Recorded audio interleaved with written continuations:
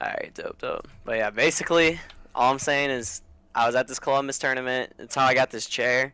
It was like the E3 flyway or whatever. First place got like a trip to E3. Yeah, Geist won Second that, place, didn't he?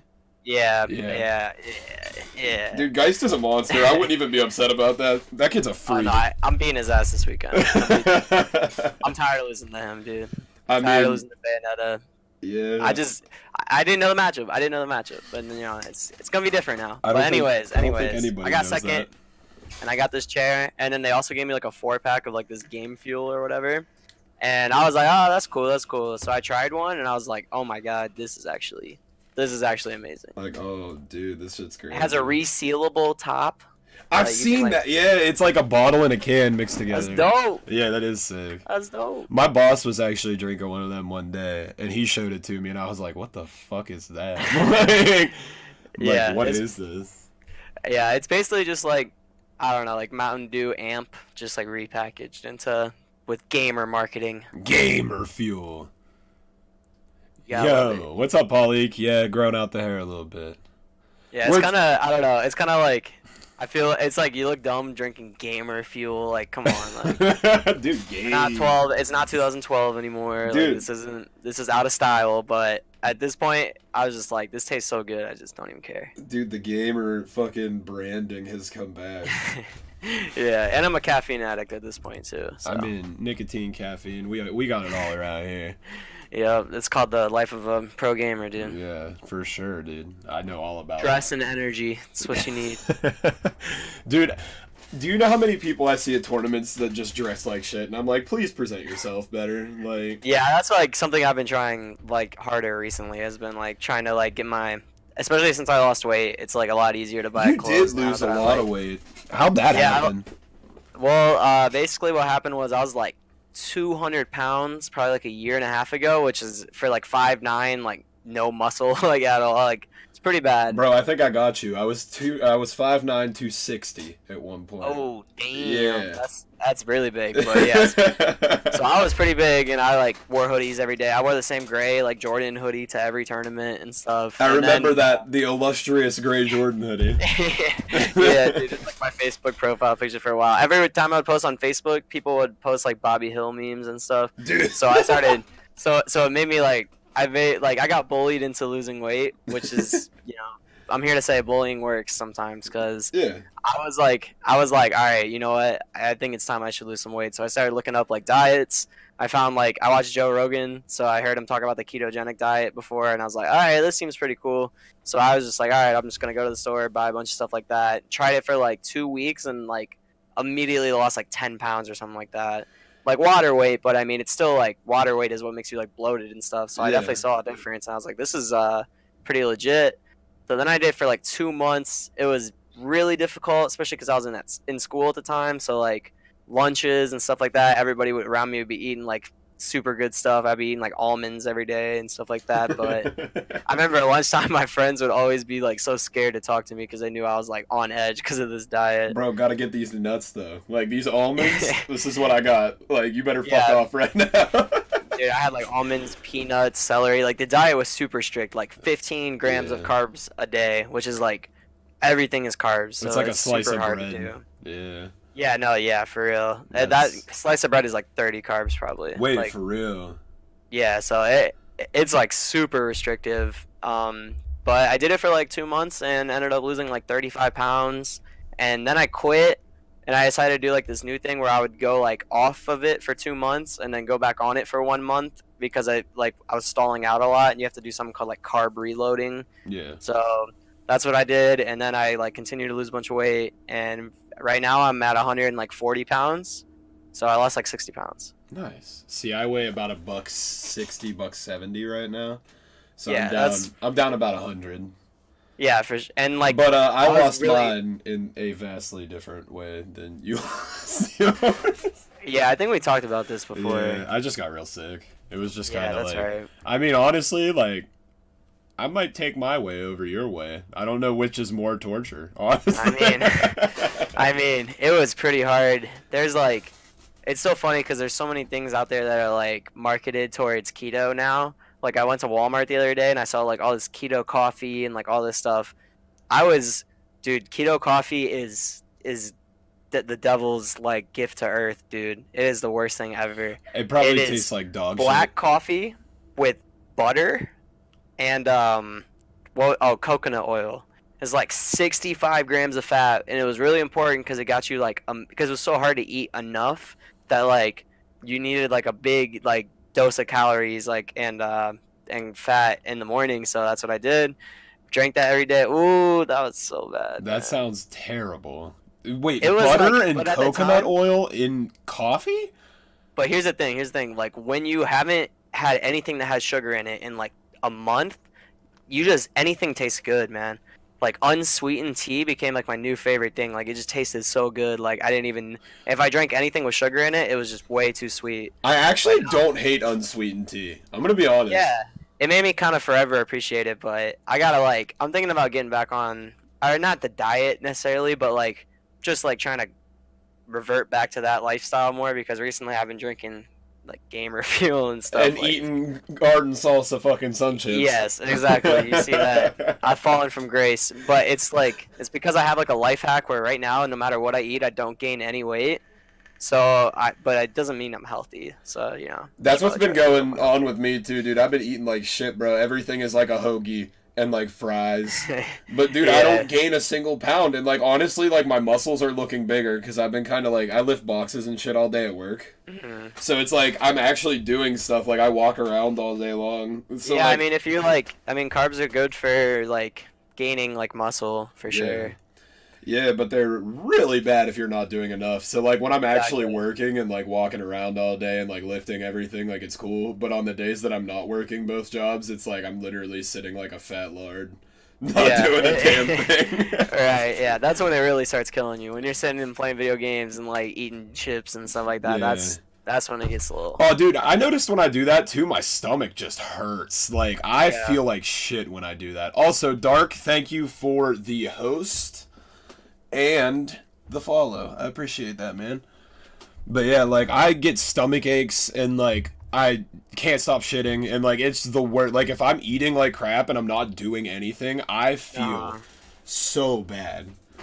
no, yeah, I get it for sure. Like your digestive system is a huge part of like how you feel. Like that's what tells your body like whether you're working over time or not. Well, and that's honestly Here's the my thing too is like when I got into this diet, dude, it made me like I learned more about human biology than I ever did in school. Like I yeah. would be watching. I just have this weird thing when I get into something, like I get super super into it. So I like just watch like hours and hours and hours and hours of videos just about like the science behind it and stuff like that. So that's how I ended up helping like four or five. I put like 4 or 5 people I know like on the diet, and they all ended up losing a bunch of weight and stuff too. So Yeah, it's awesome. it became a See, whole thing. yeah, my digestive tract is like super important to how I feel too because of like the disease that I have. I have Crohn's Oh disease, right, which is yeah, like an autoimmune disease that actually attacks your like your digestive system. It can basically get yeah. anywhere from your throat to your rear end. Like it just depends on where it happens. And mine is in like the bottom part of my small intestine. It's a place called the ilia. And Mhm. that's like one of the hardest places for it to be because conventional medicine can't get to it. So the only thing that I can do for it is like steroids. But Damn, those yeah. mess you up just as bad as they can help you sometimes. Like that'll hurt your liver. It'll hurt like your brain funk. Like if you do steroids for too long, it messes everything up. And I'm not Yeah, talking I like believe it. I'm not talking like growth. Like HGH. Yeah. I'm not talking about like human growth Yeah. hormones, but I'm talking about just like steroids in general, like prednisone and things like that. Like I guess they are kind of growth hormones and things like that, but not the same. Like they're not Right. the same thing. Like I'm not getting super buff because of my Crohn's disease. Right, yeah. That'd be hype There's though. no secret benefit behind Yeah, that. I mean it'd be kind of hype, honestly. Like if I could just hit the gym. Get on some TRT, bro. Yeah, dude. Give me some HGH, little TRT, get super Hit up big. John Jones, bro. He's got you. Yeah, oh for real, dude. How crazy is that with all these people getting nailed right now? I mean, it's just not surprising. I mean, anybody like in any kind of competition, people are always going to try to find ways to get an advantage like over others. That's just what competitive people do. And so if there's something like steroids or like in esports, it's Adderall, Adderall, Adderall, Adderall, Adderall, dude. yeah. So many So people. like Yeah, so no matter what the game is or whatever it is, people are always going to be looking away to find the one up on Wasn't others. it a lot of like the phase and optic players that were getting into that in Call of Duty that were just like Um, getting messed up on Adderall? it was honestly more like there's this team called Complexity, Yes, and it was complexity. Okay. yeah. People always accuse them of doing Adderall. I mean, there was never any proof of it. It's very, I mean, I think I heard like the Overwatch League test for Adderall or something like that, but I've never heard of any other game that had any kind of system in place for that. Honestly, a lot of those kids probably take it for prescription. I mean, it's like a Yeah, and super there's that common too. thing. Like Yeah, for sure. ADHD It's is like definitely not hard to get a Adderall prescription. no, but like honestly, ADHD is a super common like thing. Like Especially for like pro gamers too. It makes a lot of sense. People who like spend a lot of time playing like video games and looking at screens and yeah, and like they're kind of shut-ins and shit like that. yeah, Like yeah. I mean, it makes sense. To be a competitor like a pro gamer, you got to be a little bit of a maniac, like just a little bit. Well, I mean, to be a You professional can't be a normal anything, person. you Yeah. have to be like a little bit of a maniac because you have to dedicate so much of your life, like so much of your time to like whatever it is that you're doing.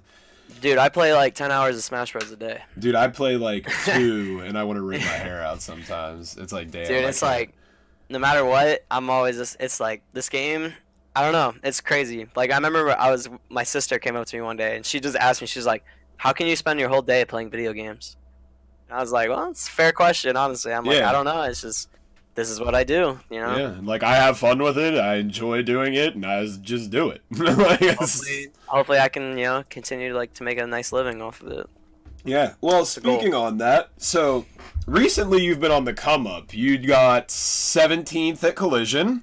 Hmm. You took third place at the Michigan Yeah, like big Michigan tournament. yeah, like their first big monthly or something. There's like 150 or 60 people or something like that. You had some good wins there too. You beat Ryuga. Didn't you beat Nom? No, I beat Ryuga and Daybreak. Daybreak, So like, okay. yeah, so it was like the top three seeds of the tournament were like Ryuga, Zenodo, Daybreak, and then it was like Gomen Kempi who double eliminated me because Alamar, I just don't know that matchup. Like I got a lot of work to do in that Always department. weird, dude. Dude, I was playing against him and literally by like game 6 or whatever, like losers finals, I was down 0-2. I just went Ridley, dude, and just did like the stand up taunt every time I hit him. Like, Just have fun with it at this point. Yeah. yeah, honestly, I like just trolling a lot more now too. Yeah. Hey, Like, I honestly, taunt a lot more and stuff. I just think I don't know. I just like seeing how it affects people. I've started doing it too. Like when I'm just Yeah. playing with my friends and stuff, I'll sit there and taunt. Like I think it's funny. Yeah. I did it to Sylvanas the other night, and then he like started trying super hard and like zero to death me, and then he's like, "Oh wait, let me taunt" or something like that. Oh man. So I was like, "All right, brother." That little pinch of salt is always Yeah, I don't like it. I don't like it when I make him mad, dude. He gets scary. Like he just turns into like a robot in terms of how he plays. I've actually actually heard that frightening. many times about Syl, Dude, where it, he like gets a power up from being salty. Yeah, like we'll be like back in Smash 4, we'd be like playing doubles at a tournament, and like I think like one time Geist killed him like 5 times in the game with just That Bayo was combos. That was at Redacted. I thought it was at Round Table Round Smash. table. Yeah. No, that was another one. That Wasn't was that something else. Perks and Midnight or something like that? It was something like that. I don't know. He was just like he played Mewtwo in teams, and Mewtwo was super trash in doubles Yeah. because he just had such a big hurt box. So like he just like a lot of teams like we would just play against, and he'd just get bullied the whole time. And I played Fox, so it wasn't much better. Like so yeah, and our you team can't had have worst like the combo save for ever. him. Yeah, like you can't save him from that because then you just end up in it. It's like, oh shit. No matter what we did, we always played questionable team comps. Like our new like main team by the end of Smash 4 was Sheik and Ike. Like he would play Ike, Yeah. and we would actually body people with that team, but we never got to go to a major with it. And then we tried it in this game, and like I don't know, it's just not the same. It's so hard to do like follow ups off grabs. Sheik is trash. Like I Yeah. don't know. The I was so only- excited for that team. Yeah, the only Dubs character that like it was basically the only character I played at all, but Luigi was busted in Dubs. Yeah, he was. That Any character character that was has stupid. like a move like Luigi's up B is Or just Cyclone. It's like, what can you do about these things? yeah. He's just such a silly Well, character. Luigi was just annoying in general. In Yeah, Smash no, he was. And I played a deserved lot with everything Wade. he got. Yeah, well, yeah. His new like the funniest thing is his Zaire like doesn't even have a hitbox. Like what is that? It does actually. It's just Oh, it trash. The does. hitbox is Okay, just it must very be bad. that bad. It must be really bad. It's super bad. It's really slow, and the only thing it does is finish his 0 to death combo. Like you can Zaire into up B at the end of that Oh 0 my to god, death. really? Yeah. But it's If I like ever get hit by that, I'm mad. there was a guy from MDVA recently who I saw doing it, and he would okay, so it's down throw, down air, Zaire, and then up B. Oh my god, Yeah, that's actually if you hit that in tournament, I mean, it's probably not that hard, but it would still look swag. The timings are like weird, especially on the Zaire because it's so slow. Mhm. But the other thing is it doesn't have a lot of like end lag, so if you hit it, it's kind of free. Yeah. That It's makes like- sense. yeah, But hitting it's- that hitbox is probably It, inconsistent. I've never tried it because I dropped Luigi day one. I was like, yep, this is not what I wanted. I dropped Fox's day 0, dude. I never Yeah. even gave him a chance. Like didn't? Which no, like I did eventually after I saw Light like versus Tweak or whatever at NYXL like the first week of the game. Yeah. I was like, all right, this character is actually like disgusting, so I should probably still play him. And then I was like, as I'm playing him, I'm just like, dude, I can't kill. Like, this is just he feels so hard to control in this game. Like, I just did not like him at all, and I just enjoyed the other characters I was playing way more. So I just basically decided to drop Fox, and every once in a while I try to like pick him up again just to play him. But I mean, I can have a pretty good Fox, but I just don't like his playstyle in this game. I feel you. He's different. He's definitely not bad. He's just super different. He's not bad at all, but I also think he's really overrated right now. But I think people are starting to wake up to it. Yeah. Like Light thinks he's like 8th or 9th or something like that, and I think that's pretty accurate. I mean, potentially. that's still a damn good character out of 70 characters. Yeah, it but is. like, But I mean, people were saying Fox was top 5. Like, and I 100%. never saw that. Like, honestly, even when Light was on his tear, like, to this day, I still can't see him being... I mean, that honestly, good. I believed it because he just looked like so difficult to like deal with. But I just started realizing like the more I played him that it wasn't just me being bad with Fox. That like there's certain when I talked to Light and he said the same things I said, I was like, okay, maybe this character does have some like flaws that are pretty big. Like the fact that if he gets down in a game, it's extremely difficult for him to get a kill. Well, yeah, like- because you don't have a lot of like, oppressive throw-it-out-there kill options. Yeah, I mean, you can just they took away like jab up smash and stuff like that. So now all your like kill options, your kill confirms are out of nair, but like they can just shield your full hop nair, and then Doesn't drill up back air Smash has, work? it not nearly as consistently as it did in Smash 4. Okay. It's just on very big characters it works, and then also if it connects fully, which a lot of times it doesn't, but if it does, it can set up a tech chase. Okay. But even then, like characters that are hard to hit, they're not gonna Dare's gonna do nothing to them. Yeah, you're not really going to hit a Ness with that. You're not really going to Yeah, hit, exactly. like, a Wario with that. Yeah. Yeah, Yeah. up till up smash, like it is very obscure, so it does work though. Like Fox's up smash is actually stupid. Like who decided to look at Smash 4 Fox and say, "Yo, his up smash, like we should buff that." Like, they literally made him, and then they Let's made make him it just the shark biggest. platforms. Yeah, no, dude, that move is actually so dope. Like I'm not. If I had that in Smash 4, like I would have been PGR, dude. I would have got carried. Oh, no, dude, I would not have wanted... I don't think we ever played a Smash 4 set, did we? I think we did once, didn't we? One Pittsburgh tournament. I don't think we did. Maybe think not, I we always money wanted- matched or something. We did. I always wanted to play you in bracket because Fox Luigi, lol. But, like... Yeah. But I don't think I ever actually I would played have gone you. Sheik against you. Yeah, and that's no fun. That's a lot of fun. I miss my baby. Bring her back. That's not fun. Sakurai. Dude, I feel Please. so bad for Sheik, dog. I mean- She's got kind of what she had in Smash 4, except Fair sucks, and she still can't kill, and now she does no damage. She has everything she had in Smash 4, but it all sucks. Yeah, that's kind of her issue, right? Like, she... Yeah. They just She booted her. almost has everything she had in Smash. But it's 4. actually crazy when you. I was thinking about this the other day, but like literally all of the Smash 4 top tiers are pretty much irrelevant. Like Cloud, Bayo, Rosa, Diddy. Sheik. Like that's like the top Bayo. Like I mean, Cloud's still Ryu. good, but there's just better sorties, and like... yeah, I mean Cloud. I mean he's pretty good, but he's still irrelevant. Like, Yeah. there's no Cloud mains like That's what I'm better saying. Like, there's contention at just better tournaments. characters to do what Yeah, Cloud does. pretty much. Like Lucina exists. Why would you play Cloud? Yeah, exactly. Honestly, Lucina Roy exists. Why would you play Cloud? It's like I mean, I wish Cloud was a little bit better. I honestly think that if they change a couple things about him, he could actually be like a legitimate high tier like character. I feel like if they Uh, just change his Nair, like if they just make it a little bit bigger, he'd move up a tier easy. and I would like change the limit timer to like probably like 25 seconds or something like that. 15 is like yeah, pretty it's harsh. Like you can rough. pretty easily camp for 15 seconds. I do it every time. Yeah. I literally it's- just bike off stage as Wario. I'm like, I'm not dealing with that shit. I'm just gonna go over here.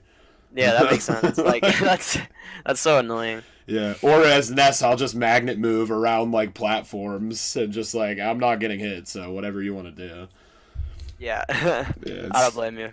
So you mentioned playing with Sylvanas a lot. I actually wanted to bring up the fact that you spend a lot of time in the Loft House.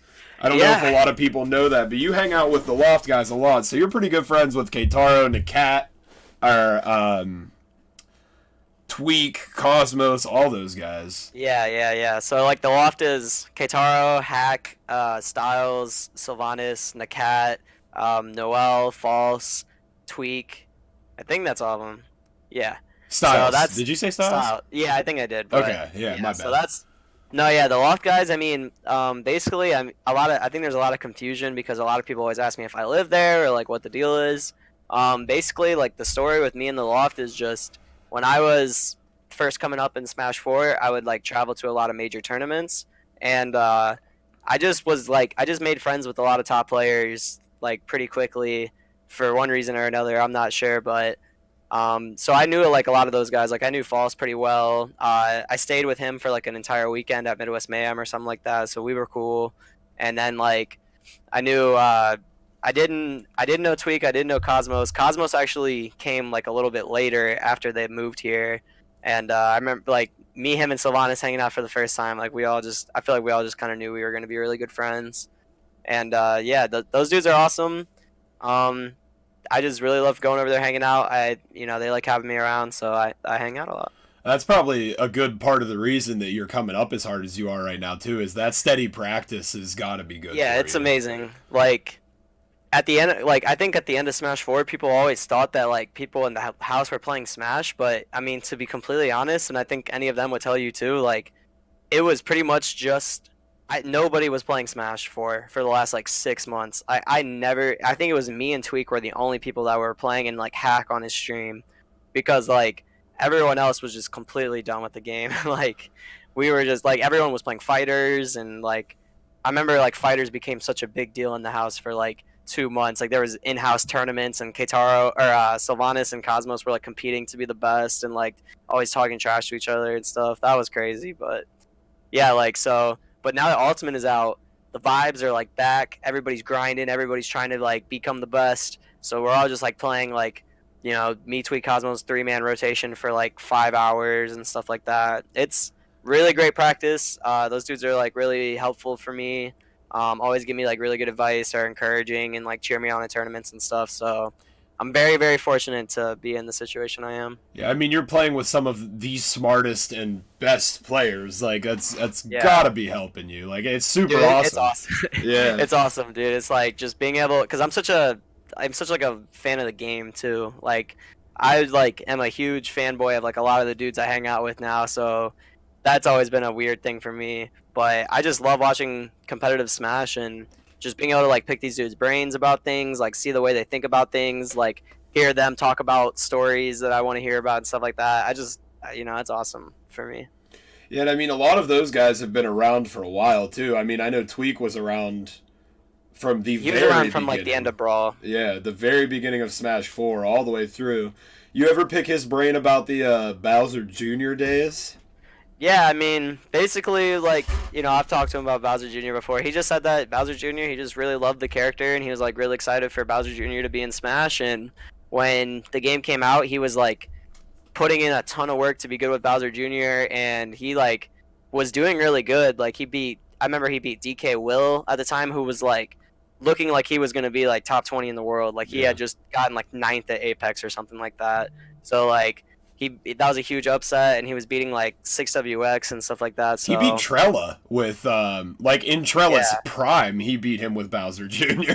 yeah, no, dude. Tweak, like, he just has this ability that any Smash game I see him pick up, I've seen him play like Project M, and he's just beating like really good PM players like on the spot. Like he just has like a natural talent for the game and like a really big like competitive drive to get better, and he puts those two things together, and that's how you see him where he's at now. There are some You know, players who are TSM just... now, that's huge. Yeah, there are some players who are just savants, like him, Mewtwo King.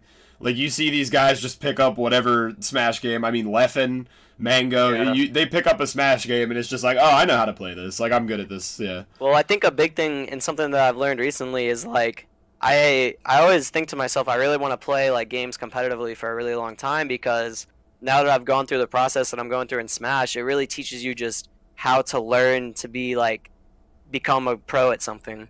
Like it teaches you like the things you got to go through, you get some experience under your belt, and a lot of those things translate between different games, just different mediums in general. So I think that like once you reach top level in something, it makes it a lot easier to reach top level in something else too, like Well, more quickly. also, when people say fundamentals carry, they're often not talking about the game's fundamentals themselves. They're talking about fundamentals in learning and, like, fundamentals in taking yourself from being nothing to moving on and, like, oh, I'm mid-level, I'm top level, like, I'm high level, I'm You gotta top learn level. how to learn. Yeah, that's basically Which is- it. Yeah, which can be very difficult at times because it's like for so long in your like Smash journey, you will just not know critical things that you need to know, but you just have to like trust the process and just continue to like figure out, just work as hard as you can to innovate your gameplay. And honestly, it's kind of crazy because, like, with you being from a region that neighbors mine, Colonies is from Northeast Ohio, I'm from Pittsburgh. We're actually, like, super close scenes. I've watched you go from, like, super average mid-level to, like, a really solid player, like, just, like, out of nowhere. Yeah, I mean, You had, like, an astronomical growth in the middle of Smash 4, like, right after I started playing the game. yeah, From Smash what I 4 was remember. just really, it was just so like, it was just such a journey for me because it was like I had never even played Smash before Smash 4. Like I played Melee like twice when I was a kid and did like Kirby's Down B or something, but That's I how never- I was, too, yeah.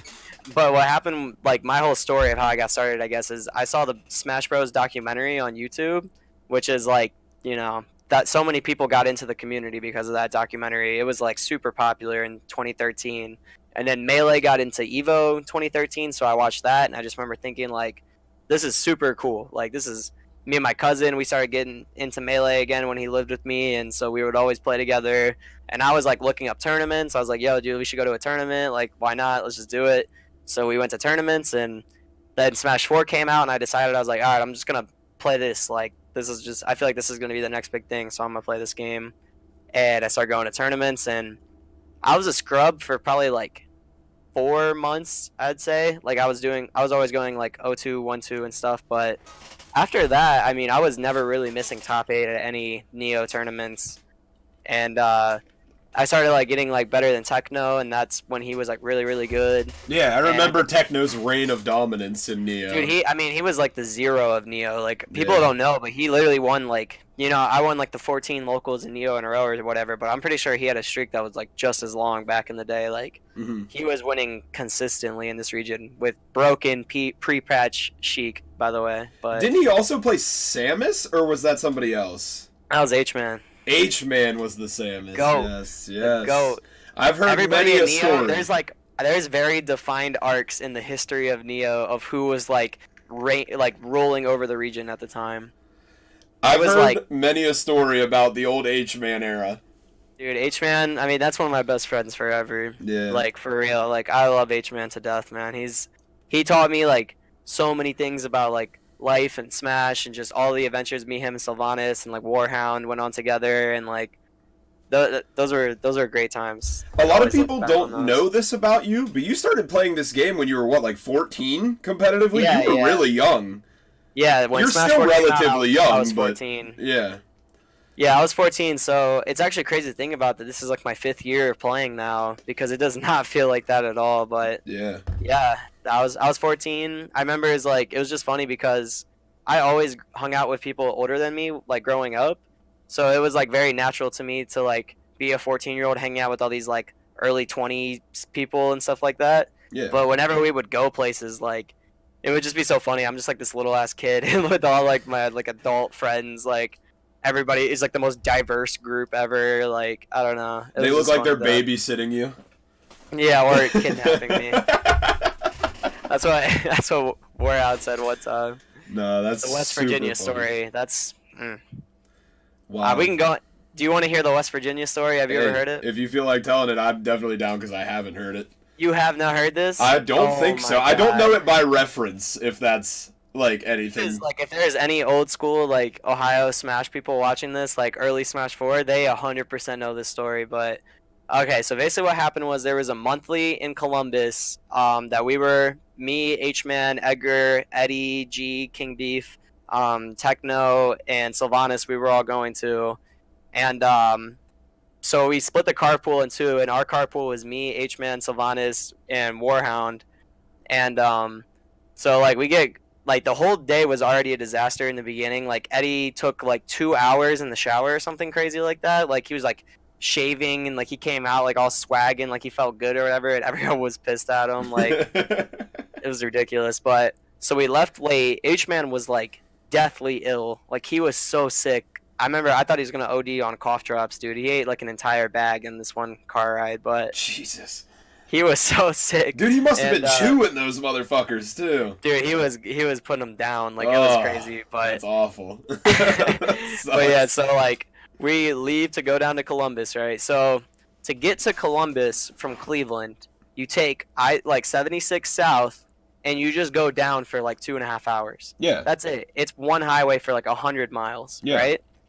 So we start going, okay, and it's been like I'd say like 2 hours at this point. Normal car ride, you know, we're all screaming like we're going Super Saiyan or like listening to Naruto music and just absolutely stupid stuff Typical like that. smasher car ride. Yeah. Dude, we used to actually always do the DBZ like comment or like Super Saiyan like before every tournament. Like we were nerds. Oh my god. Oh, no.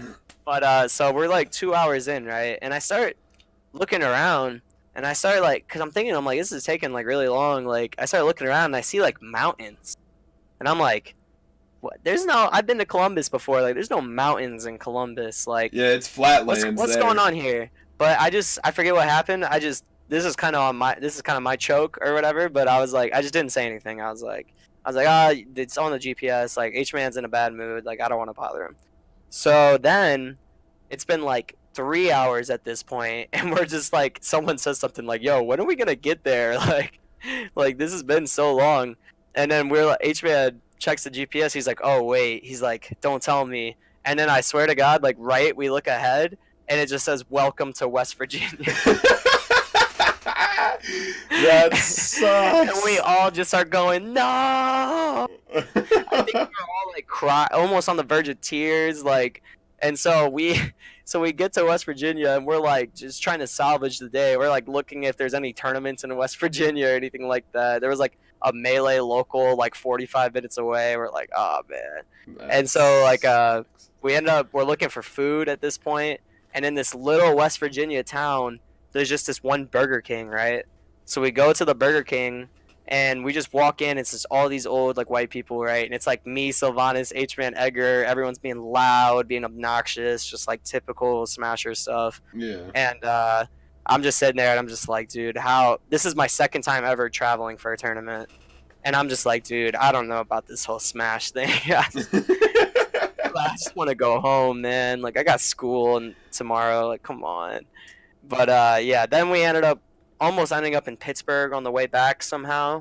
Well, because from West Virginia, you actually have to come up through Pennsylvania. You probably took 70 or 79 all the way up to 76 and just rode it the rest of the way. I see. Okay, yeah, but I just remember I was like, dude, we went to West Virginia. Now we're about to go to Pittsburgh. I just want to go home. You Like, actually probably crossed the highway right next to my house on the way to get there. probably, honestly. Yeah, because I That, live right off of the highway between, basically you can go to Pittsburgh this way or West Virginia this way. So you but probably ended up finding me that way. but yeah, no, dude, that was and then that became like someone made a post about it, and it was funny because everybody's like doubles partner were in opposite cars, so like nobody had teammates. Like everyone at the tournament was like, "Where are these dudes?" Like, so then we had to tell them, and everybody was making fun of us, and like people were entering as like H man's car in West Virginia and stuff like that. That's so funny, though.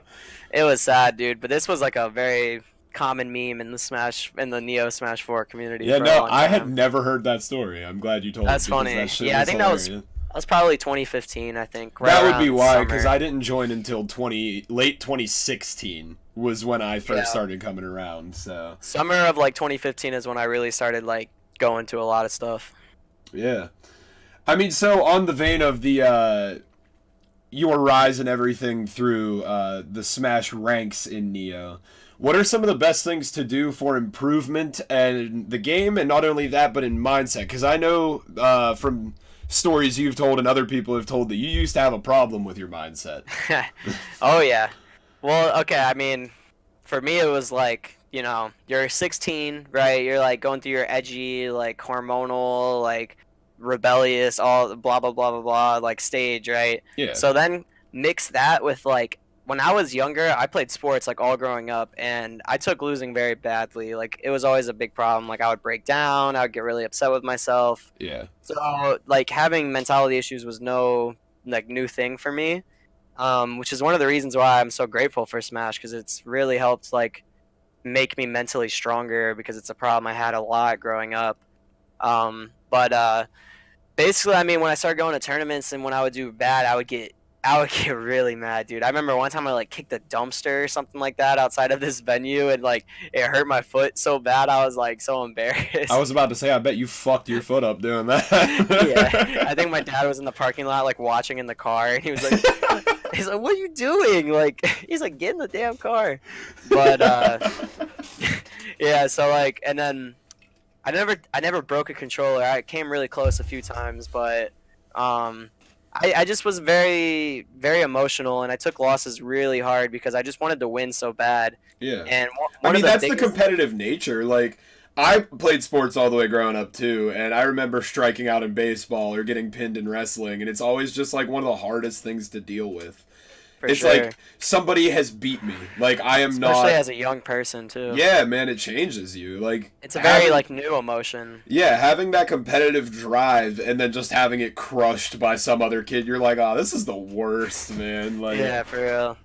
yeah, That's why, but that's the big thing that I've learned. And I think for some reason, or like in the last year, like one of the big reasons it's been helping me improve a lot is it's actually something Cosmos told me that really changed my perspective on like saltiness forever. Because I remember I lost at a tournament once, and he came up to me and he's like, "How you feel right now? Like, are you pissed?" And I'm like, "Yes, like very." And he's like, "You know, that's actually a good thing, right?" And I was like, "What do you mean?" Because in my mind, I'd always just assumed like I tried to be not salty. Like yeah. I made a conscious effort to do it, and then I would always just end up like backfiring on me, and I'd feel even worse because I'm like, oh, dude, I can't even not get mad. Like, what's wrong with me? Dude, I ran through that cycle for so long, but then I also realized, I think I know where you're going with this, is that you being mad is because that you care and you want to Yeah. improve. Like, Exactly. if you're mad, So- that means that you're trying. Like, Exactly. That's why when he told me that, he was like, dude, it's a good thing that you're mad. It means that you care a lot. He's like, it's all just about how you use that motivation from something. It's like, are you just going to push it to the side and let it build up, or are you going to like take advantage of this and make it so you never have to feel this way again? yeah, it can I was either like- be detrimental or incredibly beneficial to you. Exactly. So that's what I've been trying to do recently, you know, like last week, for example, I got upset at the weekly, and it was the first time I had lost like at a local in 14 straight or something like that. So it like I forgot how it felt to lose at locals, and it hurt a lot. And then I just realized after it was over, I was like, you know what, this is this is where I'm gonna draw the line from Smash 4, because in Smash 4 I'd have lost and I'd have got super salty, and then I would have just tried to forget about it so I don't feel that way anymore. Yeah. But in this game, I'm gonna let that motivation like fuel me, and I'm just gonna make sure that when I'm practicing, I go even harder because I know that I never want to feel this way again, and learn from the mistakes that led me to losing in that tournament. And then last week I came out and I went to Michigan, I got third, and then I won the weekly on Tuesday. So I think that's a good way to look at like that saltiness. Yeah, and I mean, at that Michigan tournament, the only people that outplaced you were Zanotto and Goma Kempe. Yeah. Which right now, those two are probably two of the 5 best players in Michigan. Like, and Michigan the is Michigan top 4 is like right now. I think it's the consensus is like Ryuga, Zanotto, Daybreak, Goman, Kempe. Yeah. It's like the top 4. Yeah, and I mean, taking those L's in a scene that big with that many players that are that good is never a bad thing. Like, you're proving yourself, not just proving yourself, but proving to yourself, like, I can hang with the greatest players. Right. Like, and that's why when I lost to I knew going into that tournament that Alamar was going to be a big weakness of mine because it's just a matchup I haven't got to sit down and like grind through. mm-hmm. So when I like lost to Goman Kempe, I was really not even upset because I just knew that the best thing I can do is just try to learn from this and then just know that this is like one of the biggest flaws in my gameplay right now is that I don't know how to fight this character. So it's just trying to focus on improvement more than winning, really. Well, and honestly, like, that's just what you need to do. Like, that's a lot of people let that salt and let that, like, drive kind of hurt them. It's never a bad thing to have that drive. Like, if you really get upset when you lose, push that into making you better. Because that just, it literally means, like, you care so much about this that you're going to let it actually hurt you. Well, here's the thing, too, and I think people need to understand this, is that, like, you can hear someone say that like all day, but really the only thing that's going to allow you to reach that point, because like most top players at this point have reached that point, that's why they've gotten there. It's just experience, man. It's just like putting yourself through the trials like over and over again, just like getting it beat into pretty much that you have to learn that way. And that's really that's why I always tell people the number one thing you should be doing to get better is just go to tournaments. Yeah. Like there's other things you need to do, but tournaments are absolutely the best practice that you get for sure. Yeah. So, because I mean everybody's trying harder in tournaments. Whether you can try as hard as you want in friendlies, but you're not gonna have that edge you have in bracket. It's just a different experience. I mean, when there's money on the line, that's when people really show up. That's just the way it is. I mean, our brains as Smash players, we're just conditioned to care about our results, which is that's natural for any competition. I mean, that's why PRs are good and bad. Like, they give you a fucking something to function for, but then it's PR. Yes, I don't like PRs, man. I really don't. I mean, I just don't like. I don't know. PRs are I don't like the me. PR mindset that people get. It's not that I don't like the fact that there is one. It's that I don't like that being what you're focusing all of your effort towards. But I do think that's a good thing, though, because I think that it's just another stage you have to go through. Like, you have to get over caring what people think about your results. And, like, really the best way to do that is to just care about the PR really hard, like everybody naturally does when you're up and coming. And then once you get on it and you realize, like, this means nothing, pretty much, then you just can help you get to that state where you stop caring what other people think about your results, which is, like, that gives you the freedom to be able to, like, get better, really. Yeah, I remember one season in Pittsburgh when I was actually on the rise a little bit. I was, like, 13th. I didn't make PR. I was, like, 2 spots off of HM. And I was, like, so heated. I was so close. I had some good wins, and I was like, I might make it. But then I ended up quitting going to tournaments, and then I didn't make it. And I was like, oh, that's kind of my fault. Dude, I used to get into so much beef with the PR, like, committee and stuff. Yeah. Because I just thought their methods were wrong. I thought they were biased against me. I mean, I just think that there were some very questionable decisions made, like, back in the day. It's just the stuff I cared about back then, Yeah. I mean, you just have to have your priorities right. It's like, you can't let one thing be too much to you, I think, is the big issue. You know what's funny, too, is, like, people that didn't know me back in the day or, like, weren't in the scene, really, like, I was the biggest drama queen. Yeah. Dude, I was posting on Facebook. I was causing drama all the time, dude. It was the most entertaining stuff ever. Oh my god. I've That's when heard I was about. so immature, Yeah, I dude. was about to say I've heard about a young immature colonies from a couple Bro, people. he Yeah. was a savage, dude. He didn't care. I set the Zero world on fucks, fire. dog. Yeah. I would be in class. Well, what happened was it was just like I would be in like word processing class or something like literally just read a Microsoft Word document and just copy it, right? Yeah. So I would just be so bored out of my mind. I would just go on Facebook and just decide to like start shit on Facebook and just like make it entertaining. I feel you. So we had That's how I used mentioned to be. we okay, yeah, I feel you, dude. I actually started like that too. I when got came Facebook in. banned from my school's computer lab too. Dude, you love to see it. Yeah, that was a tragedy, man. Junior year was way more boring. So we ended up talking about you going to Collision and placing 17th. Do you want to tell us a little bit about that? Yeah, Just like sure. how Collision was as a tournament, like what went on there, the Mars, You want like the Mars whole? wishes beef. I want to hear about it all. All right. Well, do you want like the Nairo's house experience too? We'll get onto that after Okay. we're done talking about the tournament. All right. Yeah. So I can just tell you about the tournament for now. I mean, first off, the venue was like beautiful. It was so nice. It was like a wedding venue, and it was in Fort Lee, New Jersey, which is like right on the border of New York City. Mhm. So there's just like a river separating the two, and the venue had like a balcony where you could just like go out, and it was just a river, and it was just a whole New York City skyline right in front of you.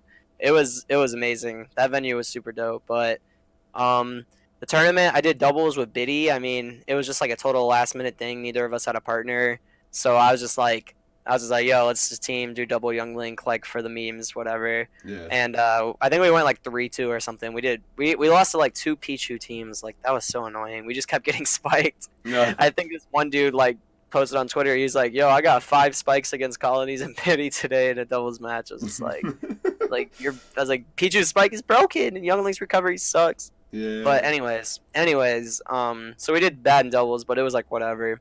And then my singles pool, I played at the same time as Cosmos did, and my first match I played like I six stocked him and I took like 50% total or something. It was crazy. Yikes. Like after the match, he like turned to me and he's like, how did you know everything I was gonna do? And I was just like, I just, it's not really what happened, but Yeah. I just didn't know what to say to him. Yeah. But then I ended up having to play this, so I was feeling really confident. I was like, all right, I'm gonna slide through this pool, like let's go. Then I played this Politano player named Froop, and I actually like that was an extremely close set. Game 3, last hit. Every game was like last hit. So I was very very close to going into losers like round 2 of my pool, but when it came down to the last stock, I just like clutched up super hard Yeah. and got past that. And then I had to play 6WX. That was the match I played on stream. And game 1, like, this is John's. All right, this is John's. But the TV, so I was using the headphones that they had for the game audio because I hadn't been listening to music that much recently. And the TV, like, was grainy. Like, the quality was really bad and the audio sounded terrible. Like, the FD theme was, like, distorted and stuff. I was like, this is distracting me. So then I like busted out my earbuds and played some Persona 5 music. And then like game 2 I played amazing. Like he switched to Wolf and that's a pretty hard matchup for Young Link, but I 2-stocked him with like 20% or something like that. It was like a 2-minute game. And then game 3 he switched back to Sonic and I took a 3 stocks to 1 lead and then he started bringing it back. He started playing mad good and like parrying all my stuff and everything. And I was like, all right, this is kind of scary, but I ended up getting like an arrow to Nair. So I beat 6WX, so that was cool. I was out top 48 winner side. And that was like all for day 1, which was great because I got 2 hours of sleep the night before, so I was ready to go back to Nairo's and just sleep. Mm. But then Sunday, I had to play light round 1 of top 48, and I was like, I wanted to win that so bad, like really really bad. Like I looked at a bunch of his videos, took a bunch of notes, talked to like Zan, my Young Link friend who was at the tournament too, like just talking about Fox stuff. The only thing I didn't do was get to play against a Fox because there was none like at Nairo's house or anything, so I couldn't practice the matchup. But I tried to do everything else I possibly could. But then the day came, it was 11 a.m. I was not warmed up at all. We had just got there like right before, and I had to play light, and I got destroyed. Like I think I got 2 stock both games or something like that. Like I pretty mean, bad. the dude's a fucking monster. Like, can't He take that is. loss too hard. But Yeah, I mean that's true. I'm not ashamed of losing to him. I'm just not happy with like how the being upset matchup with went. how you played is one thing, but you can't like let that be It more just than felt it like it never is. even. It felt like I never even started. Like I just could not even follow what was happening. Like it was just my brain was not turned on. Yeah, Like I was fighting Fox. Like I yeah. don't know. You It's couldn't and get that the matchup ball is very rolling. hard too.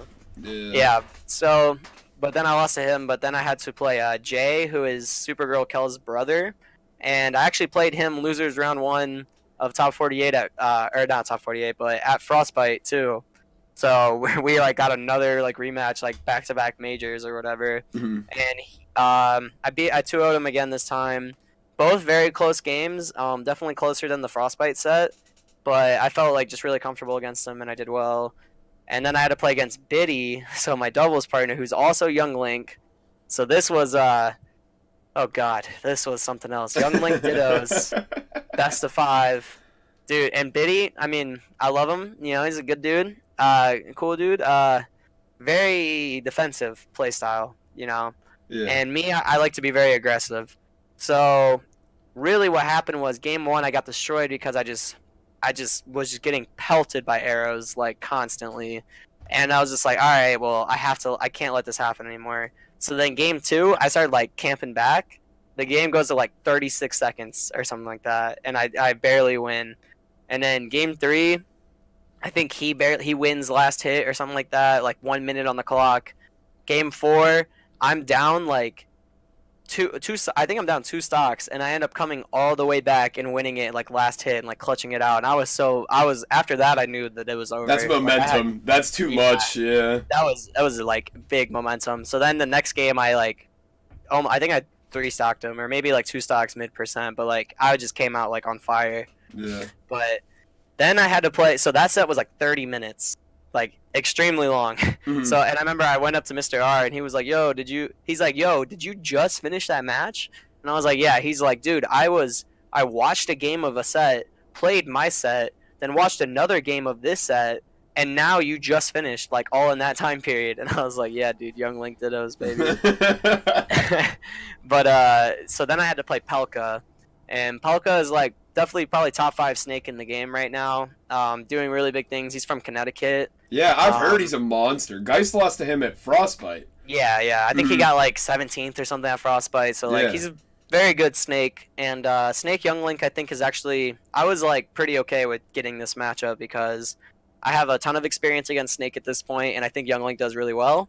Um, game one against him, I actually won. I like it was just pretty solid. Every game went pretty much the same way. Honestly, it was just I would play really good in the beginning. I would usually get a lead. I think I got the first stock every game except for one, and so I would play like with the lead. I'd play pretty well, and then what would happen was either I would get the kill or I would get him to like 150, just could not kill him. He's just camping like sitting on the Towden City top platform, like just grenade C4 like in front of him, like Yeah. just camping super hard. And then both games that I lost that like cost me the set, I just got killed by a C4 at 95% from like max range when he was at 150. Yeah. And I was just like, oh my god, dude! It just that's so sad. I was pissed after That that. C4 hitbox is just like disgustingly big. It's ridiculous. Like Like, I was a hot distance away, dude. Like yeah.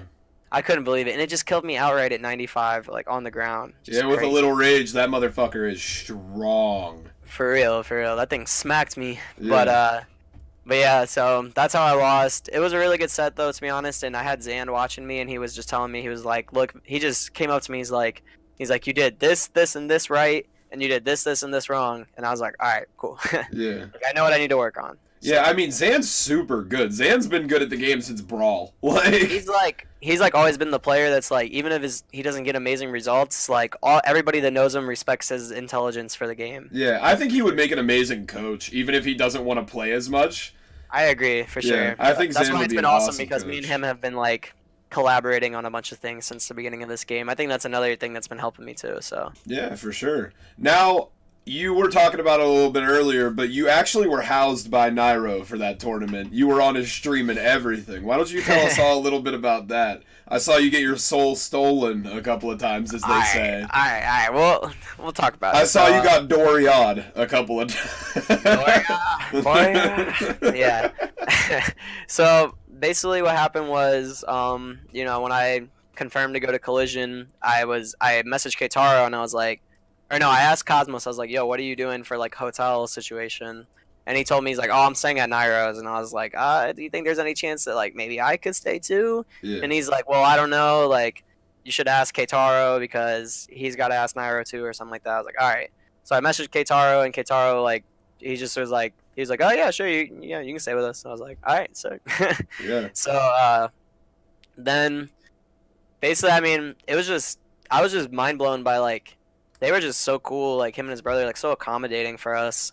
Like Yeah. the first night I got there, I remember like, he like Nairo's brother bought us all food, and like they would pay for our Ubers, and like just being like super cool. They had water coolers in the house, so there was always like cold, like fresh water that you could have for free, which was awesome. Yeah. Everybody had like a comfortable place to sleep, and just playing. You know, it was like. Nairo has like 8 setups or something like that, like something ridiculous. So we just were having like our own mini summit in there, pretty much. Just like me, Mr. R, Cosmos, Hack, Keitaro, Nairo. We were all just like rotating, just grinding, playing, just talking. It was it was like the best practice I think I probably have gotten in this game. Everything I have ever heard about Nairo has been good. Like, I have never heard a bad thing about that dude in my entire life. Yeah, dude, he's just like. He's really chill. You know, like on his stream, he definitely is just like very energetic and like very just entertaining, really. Mm-hmm. And then you know, like off stream, he's just very chill and like still really. He has like his one-liners here and there. It's funny just hearing him like roast people, but you know, I can't reveal all the details of that. But no, obviously. There's got to be a little something. Yeah, but no, yeah, he's a super cool dude. Yeah, I asked him. It was funny because like the whole weekend, I was just like, I don't know, me and him would just be like talking shit like back and forth or whatever. But then at the end of the weekend, I did like come up to him. I was like, "Yo, can I get a pic?" Like, yeah. And he's like, "Yeah, sure, dude, we can do it." I was like, "All right." Yeah. I was just like, you know, wanted to. I had such a good time that weekend that I just wanted a way to remember it. You got to commemorate the experience, you know. Yeah, dude, it was so sick too. He has so in his guest room, he has a full stream setup. With like a green screen, ring light, like 4K webcam, like yeah, just for someone else to use whenever. I think that's super sick too. He's crazy, man. I can only imagine having setups like that, just chilling around. Yeah, and he like brings them like for that tournament, they brought a bunch of setups to like help the Collision TOs run a tournament and stuff like that. Like he does a lot for his scene too, which I respect a lot. Yeah, I've heard he's super good with the locals. Like he really helps out. Oh, I think you muted yourself. Hold on. I muted myself? Oh, you're back now. Okay. Something happened there. Just like every region, the people are always gonna complain about top players not going to locals and stuff, but you know, when they were doing the same thing to Nairo and Smash 4, he was like, "Alright, well, how about I just give you like a pot bonus?" Yeah. I mean, so he would put like $200, $300 in the pot for their tournaments, and they were like, "Hell yeah!" I mean, it works. Do what you gotta do. I respect. That's something I hope to do too one day. Is like be able to support my local scene on that kind of level. Yeah, that'd be awesome. Like everybody cares about where they started. You know what I mean? Like it's an inevitability. Like you came up from somewhere. I have like infinite love for Neo, man. I also love Neo. I've got been, like, so many best friends homies with these dudes for years and years and years. Like they've seen me grow up pretty much. Like yeah, the Neo scene is one of the coolest I've ever been to. Like I've got so many homies in that area. I mean, shout outs to Clean, Kamui, Perp, Dad, like Estrella. Yeah, all those dudes are sick. Like and it's funny because all those dudes are like.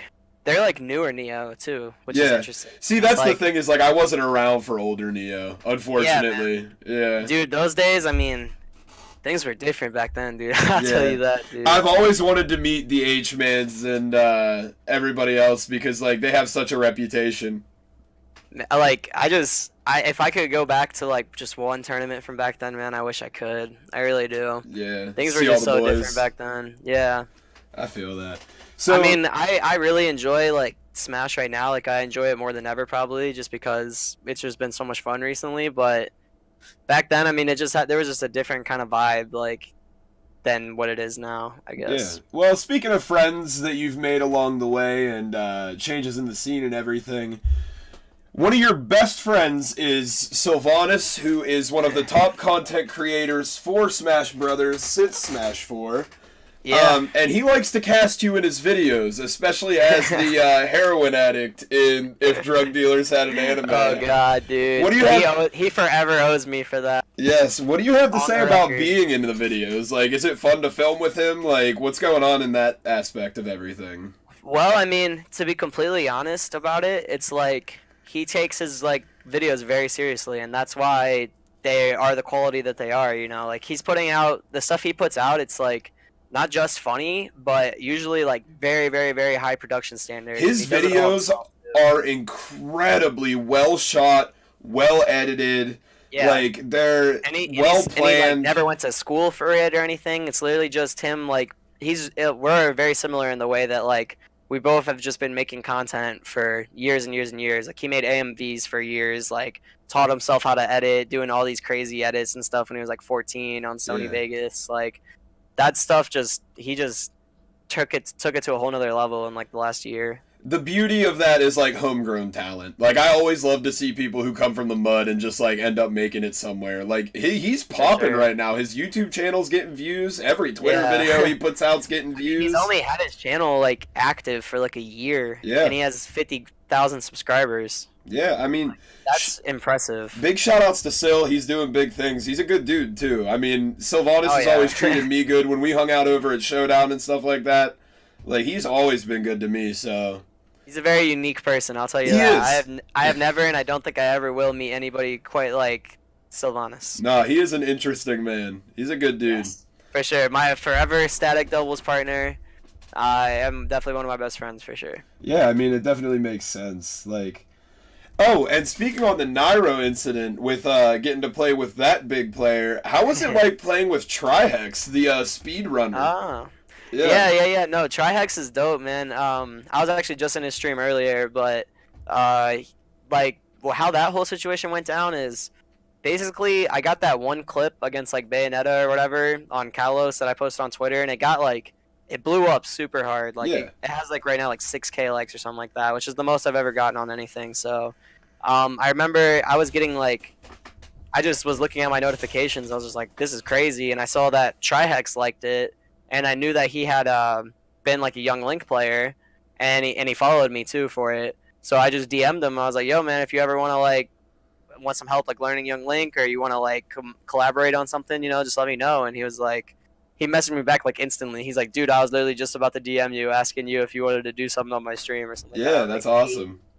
So then that night we ended up doing like this whole thing. It was like Pierce, me and Trihex were like all together, like it just did the stream where I was just playing against Trihex, teaching him stuff about Young Link, and then I was also streaming, and then after he was done, he hosted me, Yeah. and it was pretty funny the way it went because literally was playing against Sylvanas, and I made a bet that if he beat me in a game or something, I would do like 10 push-ups on stream.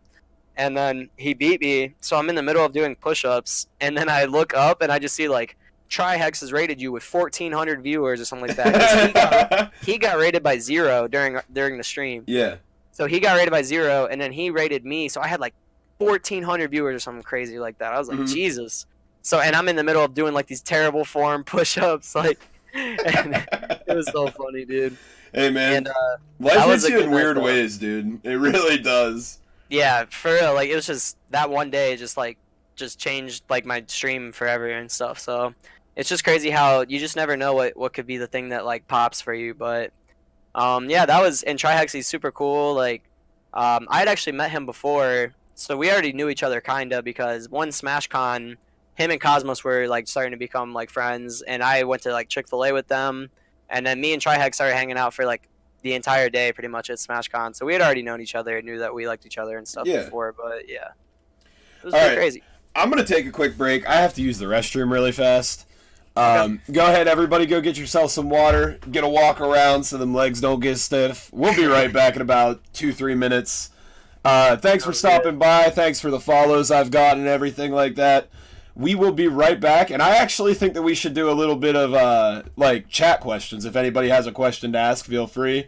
When we get back, we'll take to them, and we'll be right back, guys.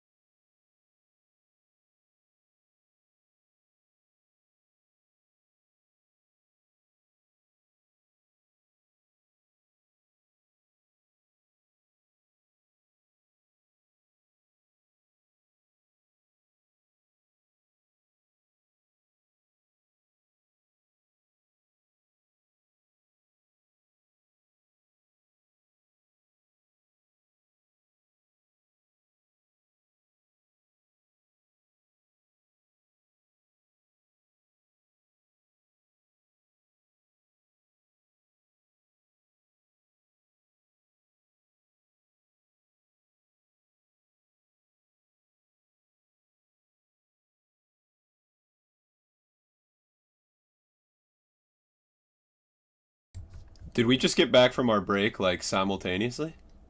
I think we actually did. That's kind of crazy. That's hype. Anyway, we are back and back at it again. I just wanted to thank you again for stopping by, doing this with me. Yeah, for sure, man. I just I love podcasts, so. Dude, honestly, I've been a huge consumer of this medium. I love it, and one day I just saw that Smash didn't have any podcasts that were like, doing anything, and I was like, I'm gonna be the one. Like, I'm gonna be the one that does it. Like, Yeah, shit. I actually have something in the works too with the friend of mine. I'm not gonna say nothing too soon yet, but yeah, some might be popping up. Dude, now you're gonna be my competition. We might have to. We might have to go to Right, hands. man. We get collab too. Yeah, for sure. Yeah, if you guys ever want to have me on, I'm more than happy. So we got a question from GDAC. Are the training grounds at One Life to Play weeklies? He wants to go to one sometime. Well, the training grounds, I think what we're gonna do moving forward is probably make them bi-weekly, so like every other week, because it's just I live 50 minutes away from the venue, so like I go to the Tuesday weekly, and then every week having to go back there on Thursday, right again. It just gives me, if we do it bi-weekly, it gives me more time to like practice and stuff like that. But yeah, they're gonna be like every other week moving forward now, so there'll be one next week. Yeah, because today is actually the day for the One Life to Play, and you're on here instead. So Yeah. Yeah, I mean, we announced it, but yeah. Yeah, I'd seen that they said that, so at least that went on, and it didn't cause any problems. One Life to Play, I'm sorry if you're watching. I didn't mean to nab your boy like that. Hey man, sorry. Andrew T, is that the Andrew T that I've heard so much about? He says, "What's your top 3 favorite sets so far in Ultimate that you've played?" Ooh, top 3 favorite sets I've played so far. All right, hold on, camera real quick. But yeah, top 3 favorite sets I've played in Ultimate so far. I would say me versus Cosmos at the weekly, the one that I beat him. That was my favorite, just because that was like the most drained I've ever been after a set. Like I've never tried harder in my life. And then I would say second favorite is probably versus Ryuga at the Michigan tournament because I just believed in myself like really hard in that set and just like seeing it come to like fruition, like me being able to win, that was like really satisfying.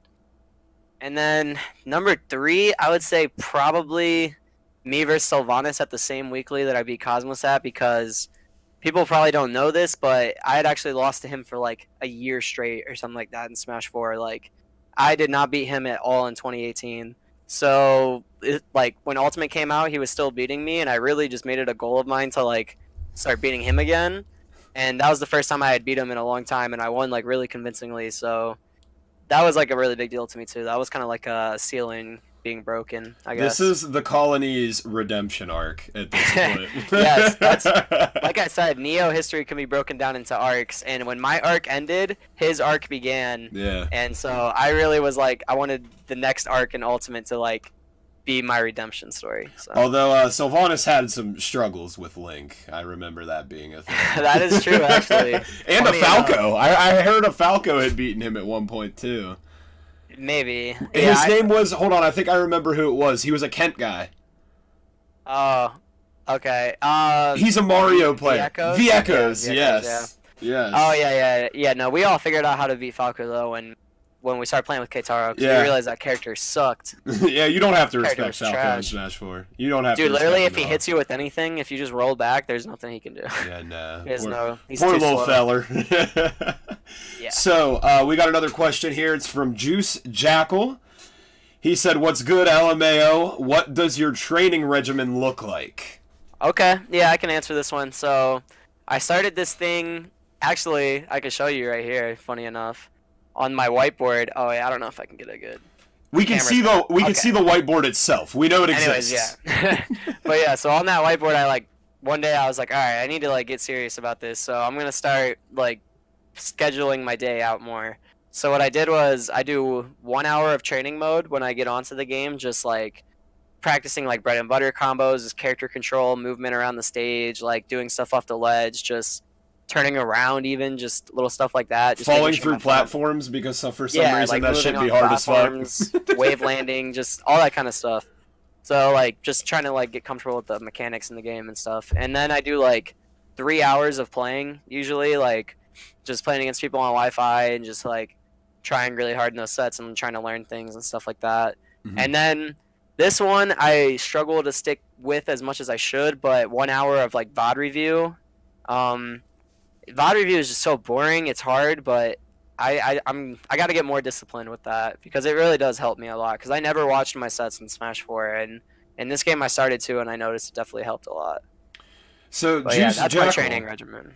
Juice Jackal also asked another question, and this was a little spicy. He said, "I need some pickup lines for chicks on Tinder." Oh God, pickup lines. Hey, I got some good ones, but I don't think they're appropriate for a podcast, so we're gonna leave that where it is. I mean, I'll just say, bro. I mean, whenever I talk to a girl on Tinder, you know, I match her. They're like, hey, I'm like, yo, I'm a professional Super Smash Bros. Player. All right, I respect women. Yeah, bow down to me, Doug. 10 out of 10 line. Just you get them every time. Yeah, Right? that's a 100% success rate. Yeah, absolutely. So I think I have a good say in this one because I met my girlfriend of now 2 and almost a half years on Tinder. As weird as that is. Really? Yeah. Yeah, it's kind of wild. That's crazy. Yeah. It's just worked out. Huh? It's an interesting success story, is it not? Yeah, I mean, that is funny. You don't really hear that like going into a relationship a lot. Yeah, no. Honestly, how we met was just like randomly. So like, she goes to school in Pittsburgh, and I was at a VP local. You know where VP is, yeah? Yeah. So I was there, and then we had matched like 2 days beforehand, and I was just like, "I'm in the area. What you doing?" And she was like, Trying "Oh, to get some smash. Yeah, it's a little smash plus smash." Make it a whole day, baby. Yeah, I'm smashing all day long. 2 different contexts. All right. Let's move on. Anyway, so I was just like, I ain't doing nothing. What are you doing? She's like, I'm chilling at the dorm. Like, I was like, well, you want to hang out? She's like, yeah, come through. And then after that, I hung out there, and then, dude, the worst possible weather happened. Oh freezing wow. like freezing rain, and I'm talking ice Oh, like half an inch thick. winter is so bad in Pittsburgh, dude. Dude, it wasn't even like winter. Like it was like going into winter, so it wasn't Oh like yeah. bad yet. It was just like the first bad storm that it hit. Pittsburgh is like the worst city to drive in, dude. I It hate it. is the worst, dude. Absolutely hate driving in Pittsburgh. Every time I go into Pittsburgh, my GPS just breaks. Like Yeah. literally, it just doesn't. It just starts Because, freaking dude, out. it's literally like 10 feet before the next road, and then there's like 4 of fucking roads in 10 feet. Dude, It's the like most shocking. there's like one ways, like tunnels into mountains, Yes. like bridges, like Yes. all in this one intersection. Like, And if you what take is the wrong that? turn, you're fucked. You gotta like Yeah, another you have to 10 go minute all the way up detour. the mountain. Yeah. So oh my god. so that ended up happening, and I ended up having to stay at her dorm until like 3 a.m. She offered like for me to stay there, and I was like, I just don't feel right doing that. You know what I'm saying? So I ended up staying till like 3, hoping for it to get better. It got worse. I drove 50 minutes from her dorm to my house in an inch thick ice, basically in a Chevy Jesus, Impala. you should have just stayed, bro. I should have, but I made it. Like everything was straight. I was the only person on the road, so like it wasn't that big of a deal. Yeah. But like, fuck, dude, that was probably one of the scariest drives. That is the best. That is the best feeling after like, oh my god, just driving through like hell and just getting home. And like, then you hit that so driveway, and it's like, yes. Oh my god. ah, It is actually godlike. it's one of the best. Now, Pittsburgh's not like a jungle. It's just like, Dude, if you're not from there, it's like trying to get around in the deep city. We're not talking about like around like the area around it, but if you're in the center of Pittsburgh, it's a city made for boats that has like roads built that are like 150 years old or some crazy stuff like that. So like, essentially. yeah, it's just a mess. I mean, they're doing the best they can, but Yeah, and I mean the worst part is we can't put more lanes in because everything's a bridge. So then we'd have to build more bridge, and like that Right, shit's exactly. expensive. All right, so next question is from Doorstop, the legend himself. He asked if you Wi-Fi often. Which, Yeah, from your I mean- first answer, yeah, you Wi-Fi often. yeah, I usually play Wi-Fi like 2, 3, 4 days a week, most likely. A lot of times I try to go to the loft and play offline more, but just some days, I mean, it just and also playing Wi-Fi is good because I get to like play against different play styles, different matchups, and stuff like that. So Yeah, yeah, I play Wi-Fi. a lot. Wi-Fi has. I hate when people say like Wi-Fi is terrible because it's definitely not. It's pretty bad. I mean, but listen, I used to be on your side, dude. Yeah. I even got roasted by Armada. I don't know if you've seen the clip. It's pretty funny, I but haven't. I was like chilling. I just got done playing Armada, and someone in the chat asked about Wi-Fi, and Armada starts going on this rant like, "Oh, Wi-Fi is the most terrible thing in the world," or whatever. And I'm like, all right. I'm like, listen. I'm like, Wi-Fi is actually pretty good. Like, you get to learn a lot of matchups. You just can't be too concerned with winning. Yeah. And he turns to me and he goes, "Oh, you probably think Wi-Fi? I'd probably think Wi-Fi is good too if I played Young Link and spam projectiles." I was like, and everybody was like, "Ooh!" Oh, you hate to see it. And I was like, "That's it. I'm done. I'm leaving." Yeah, Like, I'm going home, dog. I'm tired of this shit. I'm not getting roasted by the Swede any longer. yeah, dude, come on, bro. Yeah, I was getting roasted. Zero came in his chat and roasted my haircut. Like Damn. he was like, yeah. I was like, he just randomly came in and he said, "Colinies, my boy, you gotta stop with the bowl cut or something." I'd have been like, get rid of the neck beard, bro. Get Literally, out of he my literally face. said that out of nowhere, dude. And I was just like, yeah. I mean, I could have said something like that, but I was just like, No, I was Zero's like, a what do homie, you mean? though. Yeah. I was like, what do you mean it's not a bowl cut? Like, he's just mad because I beat his ass on Wi-Fi once when he played Persistent Blade. When he was in Heavy XP, that's a whole nother story, dude. And we went on a hunt to try to find out who Persistent Blade was, and Who it was turned out to be goddamn Zero. Ah, yes. You love to see it. There was like an account on Smash Ladder that got made that was named Persistent Blade, and it was Lucina main, and they went on like a 92 set win streak or something like that. Yeah. Like they were like 92-0 or some crazy, and everybody in Heavy XP was like, all right, we're all challenging him, like we're all hunting him down, like trying to beat him and like find out who he is and stuff. And he gets added into Heavy XP, and I like play Wi-Fi against him. And I'm just like in my head, I'm like, dude, who is this? Is this like allies? It's like, and I realized it was Zero because I saw like his me name and it was like Brandy or some of the blonde hair, and I'd seen him play on stream with that before, and I saw the case. Okay. So, GDAC asked another question. He said, what's a good way to stay off of autopilot when you're playing Smash? I always find myself autopiloting, and I know it's bad. Yeah, one thing I've had that problem in the past too. One thing I like to do now is just make sure you're looking at your opponent's character and not your character, which can be difficult at first, but that's why like practicing by yourself and practicing like character control and becoming really comfortable with your character is important. Because if you can play the game and focus on your opponent's character, it makes it a lot easier to not fall into autopilot because you're always consciously like focusing on something, and what you're focusing on is what they're doing, so it makes it a lot easier to react to stuff too. And it So makes it a lot that's easier to really, follow DI and everything as well. Like, it goes down to, like, the most fine details. Like, when you're focusing on your own character, you're reacting to where you are. You're not reacting to where they are. exactly, yeah. So it basically just allows you to play much more fast, like up close, because you can react to what they're doing better. Yeah, I play Rushdown. Like, that's my style of play, so Yeah, I I cannot usually do focus too. on myself. If I focus on myself, I get my fucking ass waxed. But I never knew that. Like no one ever told me that. Mm. So like I never even thought to look at someone else's character, and then I realized that I watched Zenodo made a video about it. That's, And, dude, that's the same way that I learned about it was Zenodo's yeah. video. Dude, Yeah. Zenodo was putting out fire videos for like a minute, dude. He helped me a lot, like when I was really getting it, Yes. like serious. I watched Zenodo, Zero, and Izaw's videos when I first started getting good. Yeah, those are definitely they were all pretty good resources for sure. Yeah. Izaw was mostly for my characters' B&Bs and things like that, and then Zero and Izzo's Zenodo. like art of videos were actually dope. They were super nice. I hope he ends up going back to doing stuff like that. I don't know if he has. Yeah. I haven't been paying much attention, but that is super beneficial because it helps Have you you ever learn. seen the Sylvanas parody that he made? No, I haven't. The Art of Scrub. Oh no, I haven't It's like seen another that. video that I'm into. Okay, I'm gonna It's have pretty. to- He like talks like Izal the whole time, and like it's just I don't know. It's funny. I'm gonna have to peep that for sure. Doorstop said host. Juice Jackal said quick player lobbies. Well, I usually don't. I mean, if I play quick play, it's usually just messing around. Like, That's I don't I'll play actually take like that as. super pocket characters that I just That's like why- playing. I've like made a vow for the month of March. I decided that it would be no quick play March Yeah. because I would just get stuck in quick play hell playing for like 6 hours and wasting all my time and Yes. stuff like that. I do So that. I all like the this month time. I just did not play quick play like at all. I did a couple times, but usually it was just when I was laying in bed. I'd be playing like Ganon on portable mode with smash sticks, so I can just F smash people.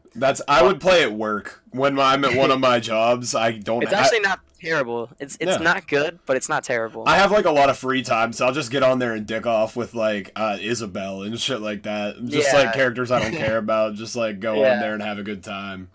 But yeah, so what I do basically is just I'm in a bunch of Discord groups for Wi-Fi, and I just look for people that are looking to play, and I just play against them for like an hour, and then I switch to someone else and just repeat the process. That's usually how I play Wi-Fi. Yo, so Perp said when I was on playing with Armada, people said that I had the hair of Hercules. My young- Yo, Perp was a legend in Armada stream, bro. My He made young- Armada hate DDD. My young red-maned man Perp. I love Perp so much. Just a fiery hair for a fiery soul, you know. Yes, absolutely. It's those damn redheads always getting to you. Frank the Goat, bro. GDAC said, so quick play isn't an efficient way of practicing, and I can answer this. No, it's not very efficient at all. You're going Well- to play people of super varying skill levels. But it's not terrible. It's not the worst thing, but you're better off finding lobbies with people. Yeah, that is true, but it just all depends on how you look at it. Like, if you make it real practice and really try to, like, learn from things and try to, like, work on, like, replacing bad habits and stuff like that, playing against anybody is good. Yeah. It's just... And, like, quick play can be good because you can learn a lot of different matchups and, like, a lot of different, like, very wacky play styles and stuff, so it broadens your, like, scope as a player a little bit as opposed to just playing against, like, the few people you play on Wi-Fi a lot or whatever. Yeah. But yeah, it's just you want to make sure you're like diversifying your practice a lot.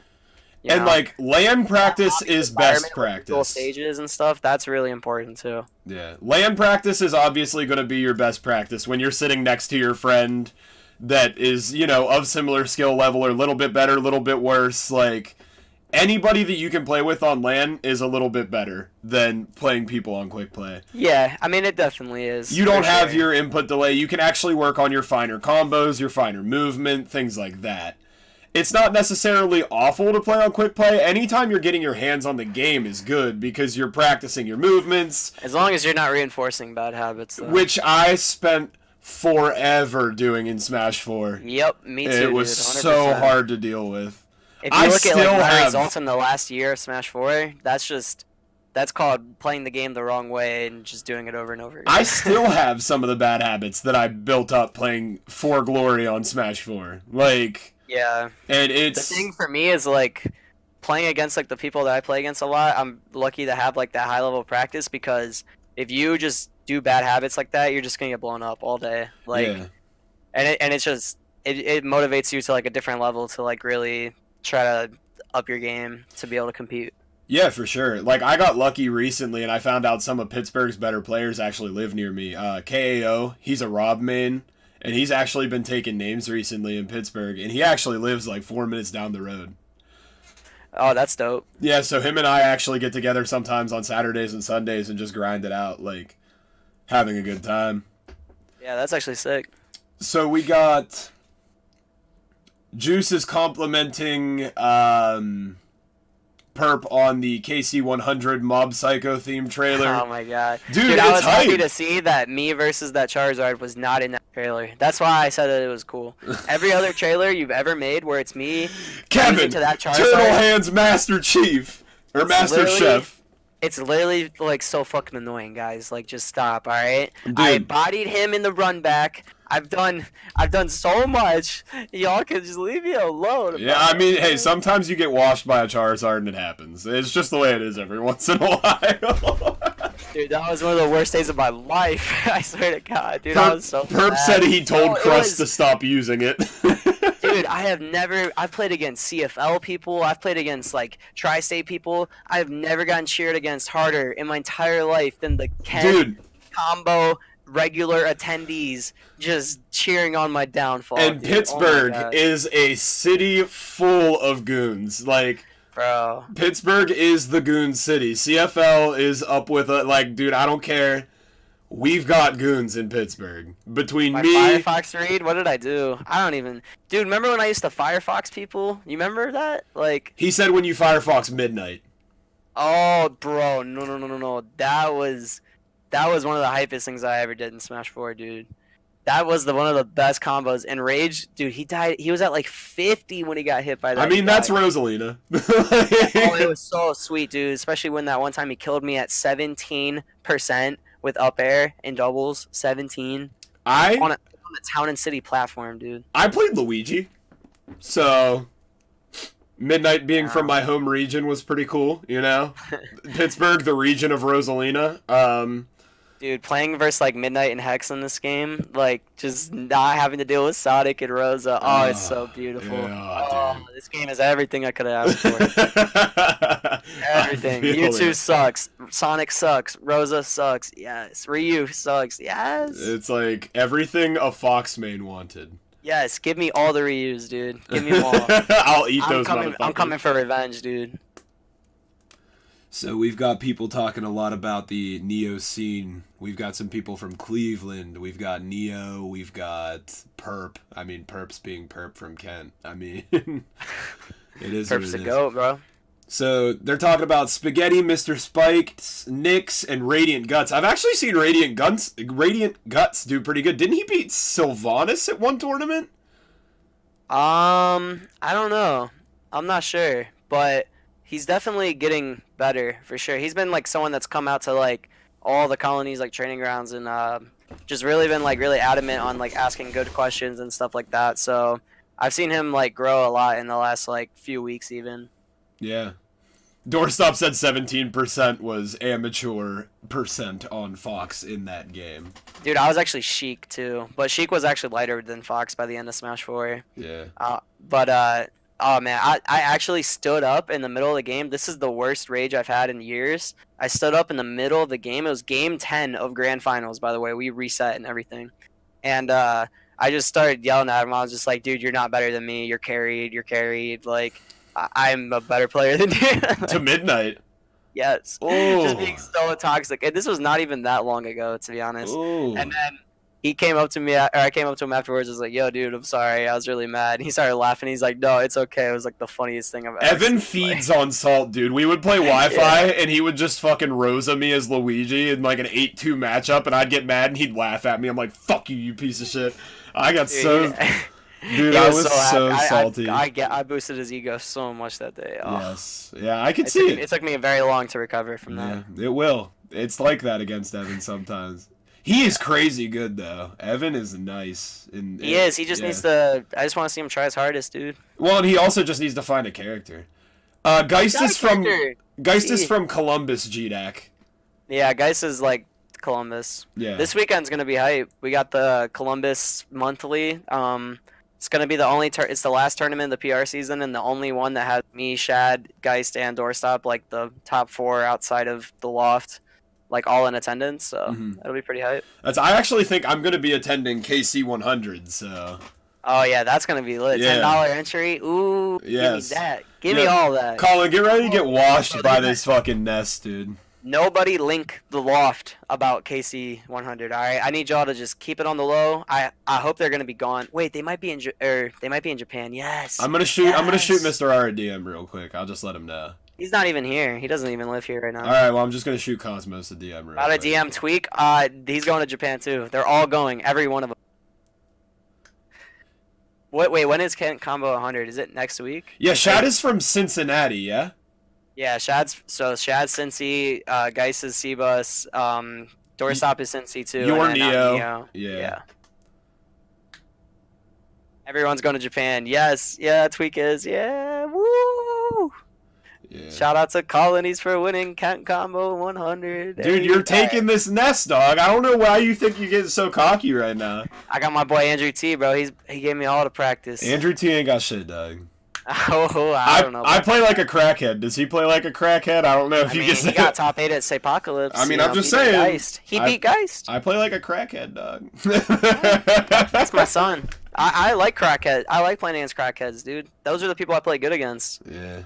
The people who sit and like camp me all game, that's the people I struggle with. Well, catch this this PK Fire for like 10 minutes. Look, I have the best PK Fire counterplay. I'm god like a edgeguarding Nest too, dude. You should have seen what I did to Captain Gecko on Tuesday in losers finals. Yikes. I've always been really good at edgeguarding Nest for some reason. I don't know why. Yeah, I feel Probably just to beat Andrew T, honestly. Andrew T is nice. I've actually been studying his like VODs a good bit. He is really good. He's like he's like a brother to me, so I can just never let him beat me. Yeah, I feel that for sure. I have people like that too, where Shay and I are actually like that with each other. Yeah. Like we hate when the one beats the other. That's someone I haven't seen in a long time. It's been in his favor for a while, but I'm about to take that shit back because I'm kind of nice. There you go. I like to hear it. You said you about to get washed by this wolf. I mean, honestly, bro, I feel pretty comfortable against Wolf, but Wolf is just so scary. So that character is terrifying, bro. Yeah, he really is. He's just Wolf is just. I mean, my Wolf is nice too. I mean, I get carried sometimes. That's literally. Every once in a while, I press the B button and the A button, and I win a couple games. Dude, I came into this game with a very distinct character strategy that I thought about a lot before the game came out, which is I wanted one top tier to carry me in matchups that I don't know, which that's Wolf, and then I wanted 2 solid high tiers that are gonna grow a lot throughout the game and have like 0 chance of getting nerfed, and that's Young Link and Roy, and then I wanted one like mid tier that has a chance of getting buffed into being like a monster, so that's Ridley. So I have just high tiers. That's all I play. Ness, Wario, like I don't think Wario any of them. High tier. Wario top 5, bro. That is absolutely not true. Dude, we like to always say stuff like that to trigger Tweak, dude. He gets actually so upset. No, I it's like he has too many bad matchups to say that. I think Wario is like 10 through 15. I could definitely see that. But like people who are putting him top 5, top 10, I'm like, what? Like I think he's like pretty similar to Young Link, to be honest. Yeah, I feel that. I really do too. Ness is just a little bit below that. I'd put him like top 20, but I'm pretty cocky about that.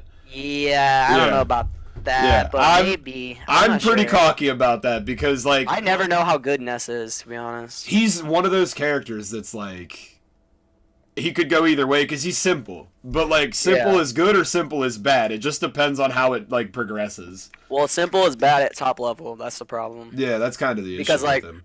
at top level, it's just if your character is not dynamic enough to have like the mix-ups you need, Yeah. then that's when they have a lot of problems. See, I think Ness in this game got the buffs he needed to have more dynamic options, which is good. Yeah, I agree with that. I agree with Yeah. that. So I think that he's definitely up from where he was, but I don't know if he's like great. You know what I'm ZSS saying? was gonna get buffed, and Mars had to be good. Dude, that is true, man. Mars Yeah. actually cucked the ZSS players, Yeah. but it may have been too late. Who knows? We'll see. Yeah, they might already be patching that shit. Yeah. Boost kick kills 20% earlier, and now kills at 50% on the ground. Dude, That move actually got buffed so hard on the ground, dude. It kills like 30% earlier or something like that. I think that's what Yeah. Mars told me. That's Yeah. ridiculous. that should be killing early right now. 90%, like 95%. Yeah, that's you might like- die by the edge. That's like from a third of the stage too. You're gonna be close. It's like, damn, Yeah. 95, you're dead. That's just She's got some power. yeah. Diddy is kind of slept on. People just don't play him so much. Dakpo's Nobody kind of plays carrying. Diddy, dude. Yeah, Dakpo's carrying the meta for Diddy right now. I'm not sure like why people don't play Diddy. Like, I mean, I think he has a lot of potential to be pretty damn good in this game. I don't He think has a he's solid changed character. all that Archetype, much. and he has the new banana mechanic, which is a pretty big buff, and he has some other like decent buffs too. I mean, The he's motherfucker not has an infinite. dominant. Yeah, I mean, yeah. But like, you know, just because he's not going to be a dominant top tier, most likely, but still a very solid character that Yeah. can probably fight. That probably has a pretty damn good matchup spread too. Yeah, honestly, he probably doesn't get washed by a lot of people. Like, Yeah. I feel like Diddy is You definitely. missed the old tornado. What was good about the old tornado from Meta Knight? I feel like I never saw that move even used. Brawl Tornado? No, like Smash 4. So Smash 4 Tornado actually was super good. You could dash attack into Tornado at 0, and that's a free 28%. That's right. I remember that. Yeah. I remember not caring because Fox could SDI out of the bottom. Yeah, see, I remember Fox caring a privilege. lot because Luigi's light, and I ate all 28 of that shit. For sure, yeah. That was one of the most volatile matchups in Smash 4, I think, was Luigi Meta Knight. Because those motherfuckers, once they got their hands on each other, it was just somebody dies. It literally happened like that. Like, somebody dies when either Luigi gets a grab or Meta Knight gets a dash attack and somebody dies. That's just how it is. Sounds about right. Yeah, it was awesome. I love that matchup. Me and Deb would sit at my house and play that matchup and just laugh. Because I'd get a grab and then 0 to death him, or he'd get a dash attack and just like, oh, you're at 20 and now you're dead. It's like, it was super funny. I used to love fighting Meta Knight so much, dude. Dude, I did too. Even though it was super dynamic and super explosive, like, I love that kind of matchup. That's the shit I live for. Meta Knight got shit on by Fox, so. Plus, I if he love- dash attacked my shield with my slide, I just up B him. It's free. Yeah. Like, if he didn't cross that up, it was over. I kind of miss old Luigi. I He was loved pretty- old Luigi. Yeah. I don't miss Cyclone Gimp. I'm gonna be honest. Even as a Luigi player, like that shit was too cheesy. Yeah. I mean, oh my god, I actually forgot about that. Yeah, dude, Ooh, I have that just like brought up some tension. some like, in my- repressed oh, memories. God. Yeah, dude. Oh, playing against Luigi's on Wi-Fi. Ooh, I Dude, hated him so I got much. the sickest combo on a Lucario from my region. So I got the forward air dare Cyclone, Not sick. and then Not no, sick. no, no, no, no, no, we're getting there. So then he tried to come up. I spiked him, hit the ledge, and then he tried to come up again. I cycloned. I did it again, jumped up to ledge, down aired, and then B reversed the fireball, and it killed him off the bottom. All right, that's Yeah, like it was pretty hype. That's OD. Yeah, That's OD. it was pretty hype.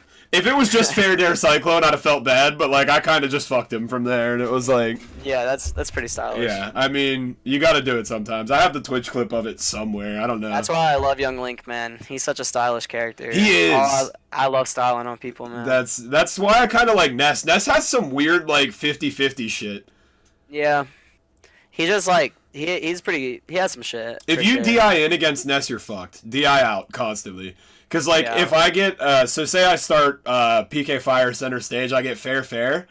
If you DI in the second fair, I can get a down air. Just straight out of it, off stage, and you're dead. Because now, for some reason, Ness's spike is, like, the 5th strongest in the game. Well, yeah, and also like the way meteors work in this game is stupid. Yeah, those Like shits it be works by the killing bottom mad.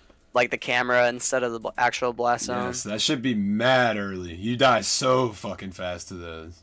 Yeah.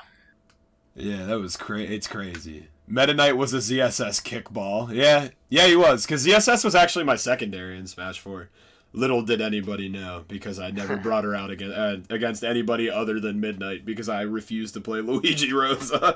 Yeah, I understand that. That shit was awful. I can't preach enough how bad that matchup was. I kind of miss fighting Rosa a little bit because I just Don't say like that. Don't you say that blasphemy in my fucking podcast, dog. Like, I can't have it was that. just like picking apart a Rosa player was fun. When like, you're winning against Rosa, they would snap under pressure so hard. Well, because once their defense crumbles, that character's trash. Yeah, and then I could just explode in advantage state. Yeah, which is always my favorite thing That's to do. When I played ZSS and I got in, I was like, oh yeah, dude, it's over for you. Fucking nared a flip kick at 35. The fuck out of my face. Yeah, so nice. Yes, it felt so good. What do y'all think about Pro controllers versus GameCube? I think use whatever controller you're comfortable with. All these people bitching about Pro controllers just really need to chill. Yeah, I mean, make sure you disconnect the motherfucker. That's literally on you. That's not a controller problem. That's a person problem. Disconnect the fucking controller. I mean, I have no problem people using whatever controller, and like the whole disconnect thing. I mean, it's just unavoidable at this point. There's like nothing that we can do about it. Hopefully, people remember. Now there's a lot more. Although in this game, to be honest, there's like just such an easy way to disconnect. Just plug it into another switch. Well, and you can just also like if you have a Pro controller synced on your setup and you're in the character select screen, if you just turn off the switch and turn it back on, then the Pro controller disconnects. Yeah, and you just have to put it in sleep. You don't even have to turn it off. Like it literally just goes away. Yeah. Yeah, so like it's not that big a deal anymore, I think. Yeah, no, I really don't think it is. But in terms of like using it in like which controller is better, I definitely think that the Pro controller, like if you don't have years and years of experience with a GameCube controller and you're like just like want to use the Pro controller, I think there's absolutely no ways that it's probably inferior. The Pro controller is actually way better for your hands. Yeah, I can see that. I mean, that depends on the person's hands too, but I guess that is true. But most of the time, like it's way more ergonomically designed. You're not bending your wrists as weird as when you're playing with a GameCube. But see, I can't play with anything right now too. Yeah, I can't play with anything but a GameCube. Like it just feels so weird for me to play on anything else. I was gonna try Pro controller, and then I don't know. Kitaro has had my Pro controller for months, so I might just run up on him. Tell him to give that shit back, or you're gonna start breaking kneecaps. I have no idea where it is. Yeah, I mean, hey, just roll up and be like, all right, motherfucker, I got a bat in my left hand. What you want to do? Although I let him borrow it because he let me stay in his room for like 2 weeks. So. I mean, at that point, the Pro controller's his. I don't know about that. Them things are like $70. I mean, dude, that's rent for 2 weeks, dog. Like, dead ass. I mean, alright, whatever, bro. Sometimes you just gotta eat it. You're a Joy-Con kind of guy, man. I cannot get behind Joy-Cons. Yo, bro, I be slaying people with the Joy-Cons. Those shits are so uncomfortable. Do you have like really big hands? No, I have really small hands. Oh wow, I actually think the Joy-Cons are like they're okay. They just feel weird to me, man. Big wheel guy. Yo, let's play some Mario Kart Smash, dog. Dude, Mario Kart Wii was dope, bro. I remember like making your license and stuff. Yes, that was pretty hype. That shit was fun. Although I think Mario Kart 8 is actually way better as like a Mario Kart game, but all right, so we got Juice or Doorstop is asking the important questions. He said Xbox or PlayStation.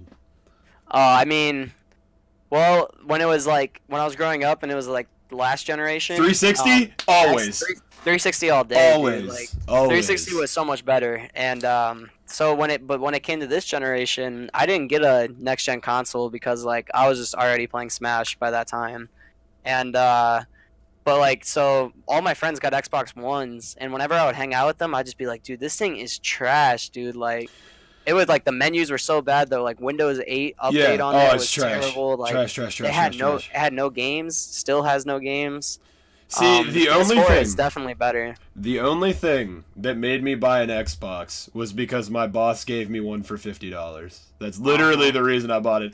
And the only reason I wanted it was to play Kingdom Hearts 3. So I'm not gonna go buy a brand new fucking PS4 to play Kingdom Hearts 3. Yeah, I mean That's just like, not what I'm doing.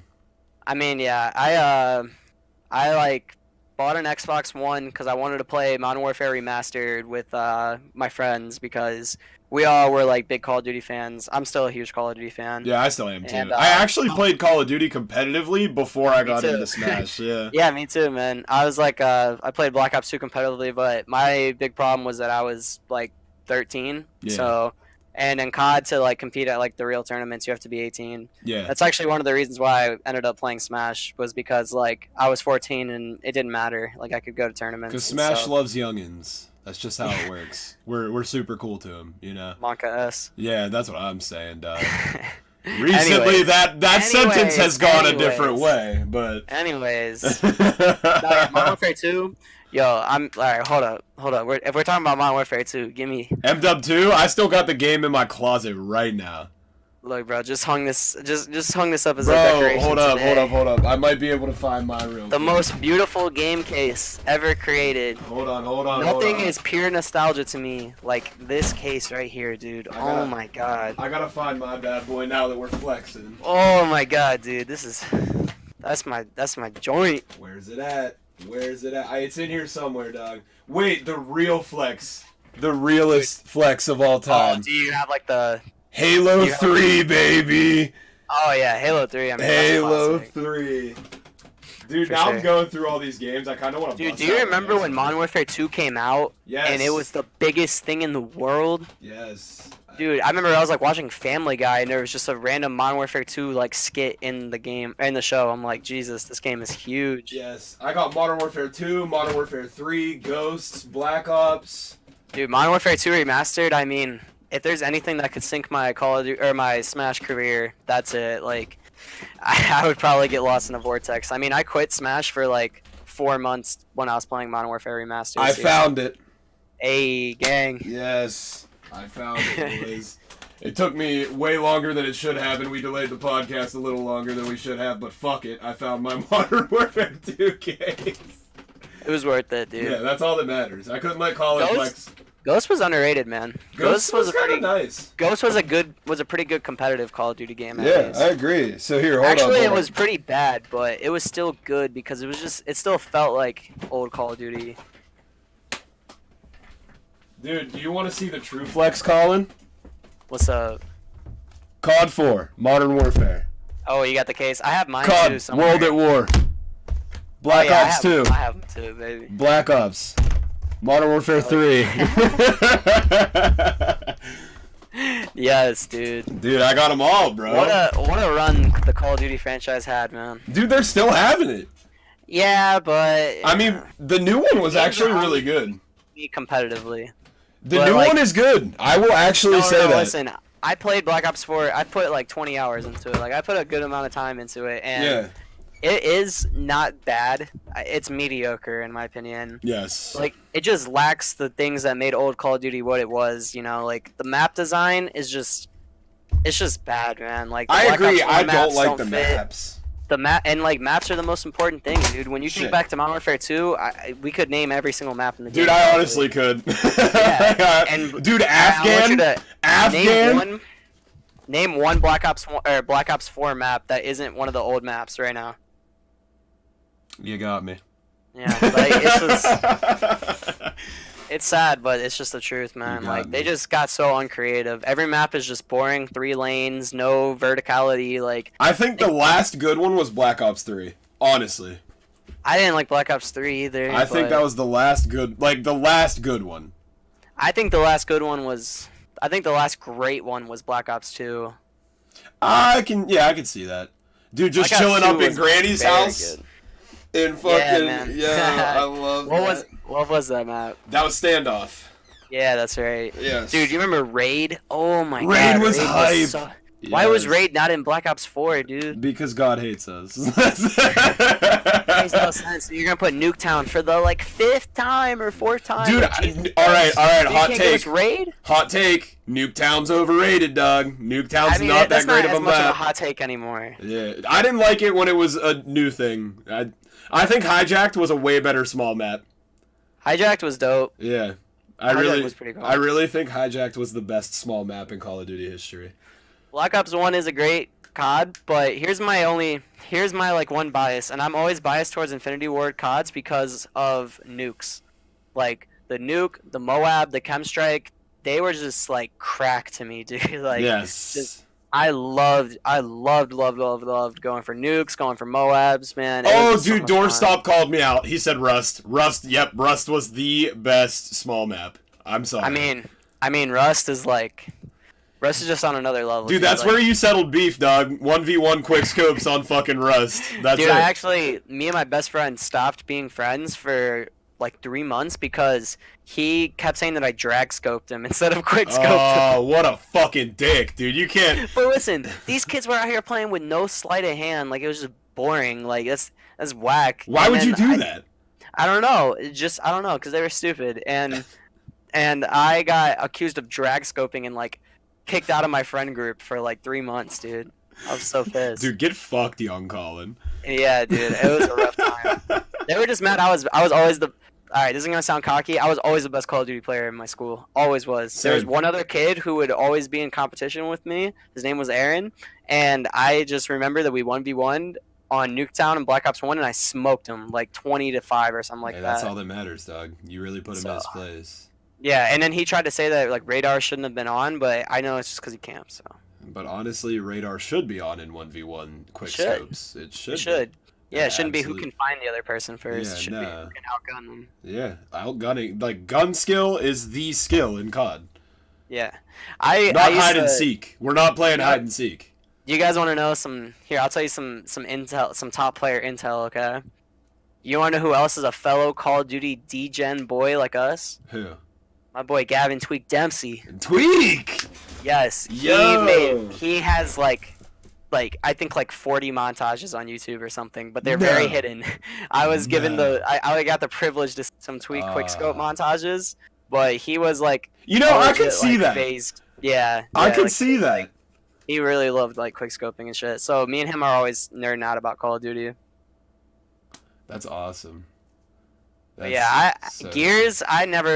Gears was like a little bit before my time. When Modern Warfare 2 came out, I was 9 years old. Yeah. I was 9 years old. Gears was something I never cared about. Dude, Modern Warfare 2 Smash Discord. Think about it. Modern Warfare 2 on the PC or whatever. We can make our own server and like just play run like tens or whatever. I'm so down. Invite me if we're doing it because I'm so down. You could use a controller if you want. You could that would be sick. Yeah, his last name is Dempsey. That definitely has to count. Like that's an immediate skill up. That is true. I mean, he's already got +10 in gun skill. Like we can't fuck with Tweak. Yeah, no, that's like if you were if you were really good at Call of Duty, then you're usually pretty good at other games. I believe that.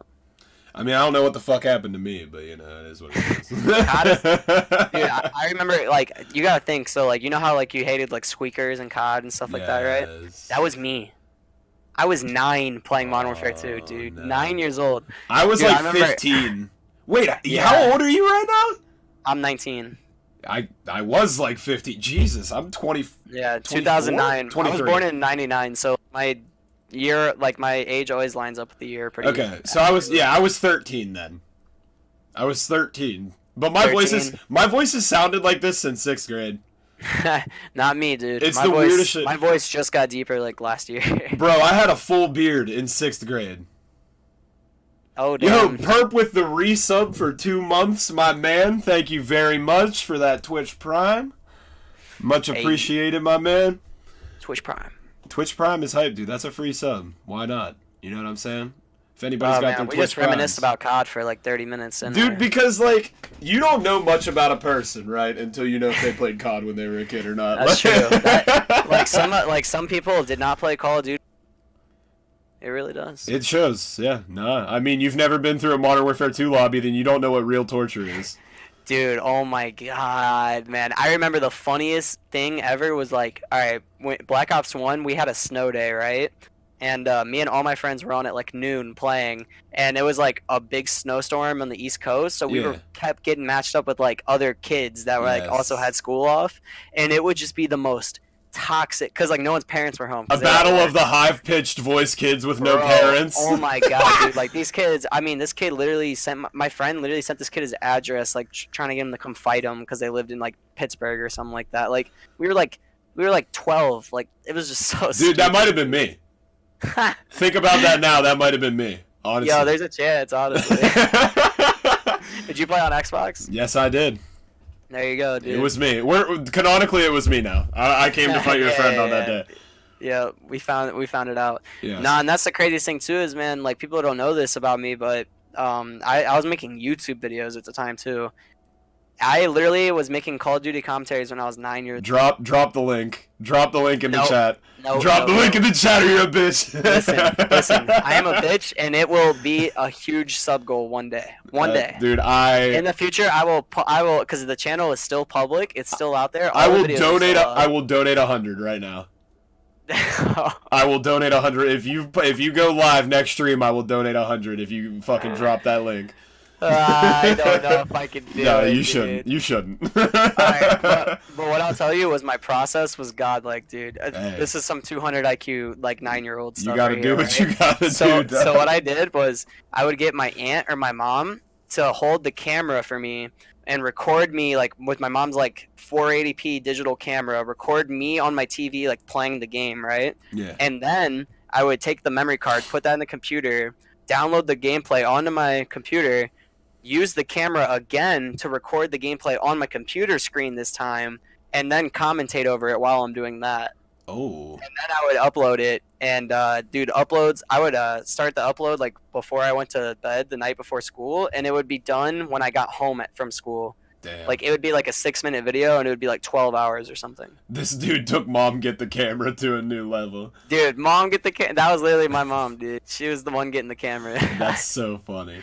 And then dude, I remember eventually they got tired of it, so my uncle put like I had bunk beds in my room for some reason, even though it was just me. And my uncle put like a piece of plywood underneath one of the mattresses, and we lined my TV up with it so that you could put the camera on it and just record it while it's sitting on the wood.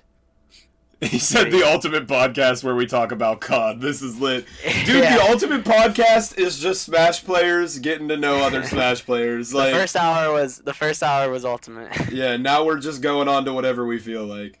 And honestly, But like, I'm down. I'm always down to talk about Smash too. of and I course. honestly feel like this is the way you get to know people. Like, it's all cool to have the Smash serious talk, but like, this is how you get to know like the personalities. Yeah, for sure. Is through these long form conversations. Like, Yep. and this I is agree, this for is sure. what I wanted the podcast to be. Is just having fun, talking to chat, like getting some questions out, getting a few topics going, and then just having a good time. Like, Yep. I feel it. I'm having a good time. oh yeah, see you, perp. But yeah, But yeah. honestly, like, We could do a couple more things. yeah, But then we should probably wrap it up. But yeah. honestly, I could probably wrap it up right now. I worked 13 hours today, and now I've been on here for almost 2. So All right, yeah, we'll that's cool. take like maybe 3 more questions from the viewers if they're trying to throw anything out, and then we'll get on about our night because I am beat, dude. This is I really want to play Smash, but I have this like weird bruise on my thumb right now, like right in the middle of it, Yeah. that makes it like hurt whenever I like press down on the stick. dude. I'll host. That's So- all I'm saying. Is Yeah, I don't know what to do about that, but I- hopefully I just wake up tomorrow and it's gone. I don't think that's how bruises work, though. Well, we'll see. Dude, when the beginning of Ultimate, like, I actually, my hands, one day, I had to physically stop playing. Like, everyone in the house made me stop because my hands, like, you could see, like, the skin, like, coming off. Oh no. It's that's gross, I know, but, like, No, I know what you're talking about. that's, it was, like, 12-hour days every day for Yeah, 2 you're weeks. rubbing your like- shit raw playing that much, like. Dude, yeah, and I'm, like, taking it super intense, just getting, like, Yeah. bodied by And it. Just SDIing taking against a game off. Bayo and shit. Oh, well, that was Smash 4. I actually broke a controller doing that. I My snapped. stick- my stick snapped a popped stick. out. I snapped a stick doing that. Yeah. Dude, I did it on Wi-Fi too. I was literally just playing against like Mysterica or something, and just yeah. Yeah. So, He said, "No, I feel that that's one issue that I was thinking of back when I went to a bunch of tournaments. Everybody there seemed cool, but there was never time to get to know people." See, that's why I started this, because Twitter is not enough to get to know your favorite players. Like, that's why I'm having people on here, is because, like, I want to get to know these people. Like, I've already talked to Rio from Florida, the Ike main. I've talked to Vicky Kitty. I've got Colin on, and I'll give you the next confirmed guest is between two people. So there'll be 1 week and then the next week. So next week and the one after. The two people are Fatality and Max Ketchum are the next two that I have lined up. It's pretty high, pretty high. Yeah, Shout out to my boy Max Ketchum. Yes, That's my dog. yes. Shit boys for life. He's a super homie.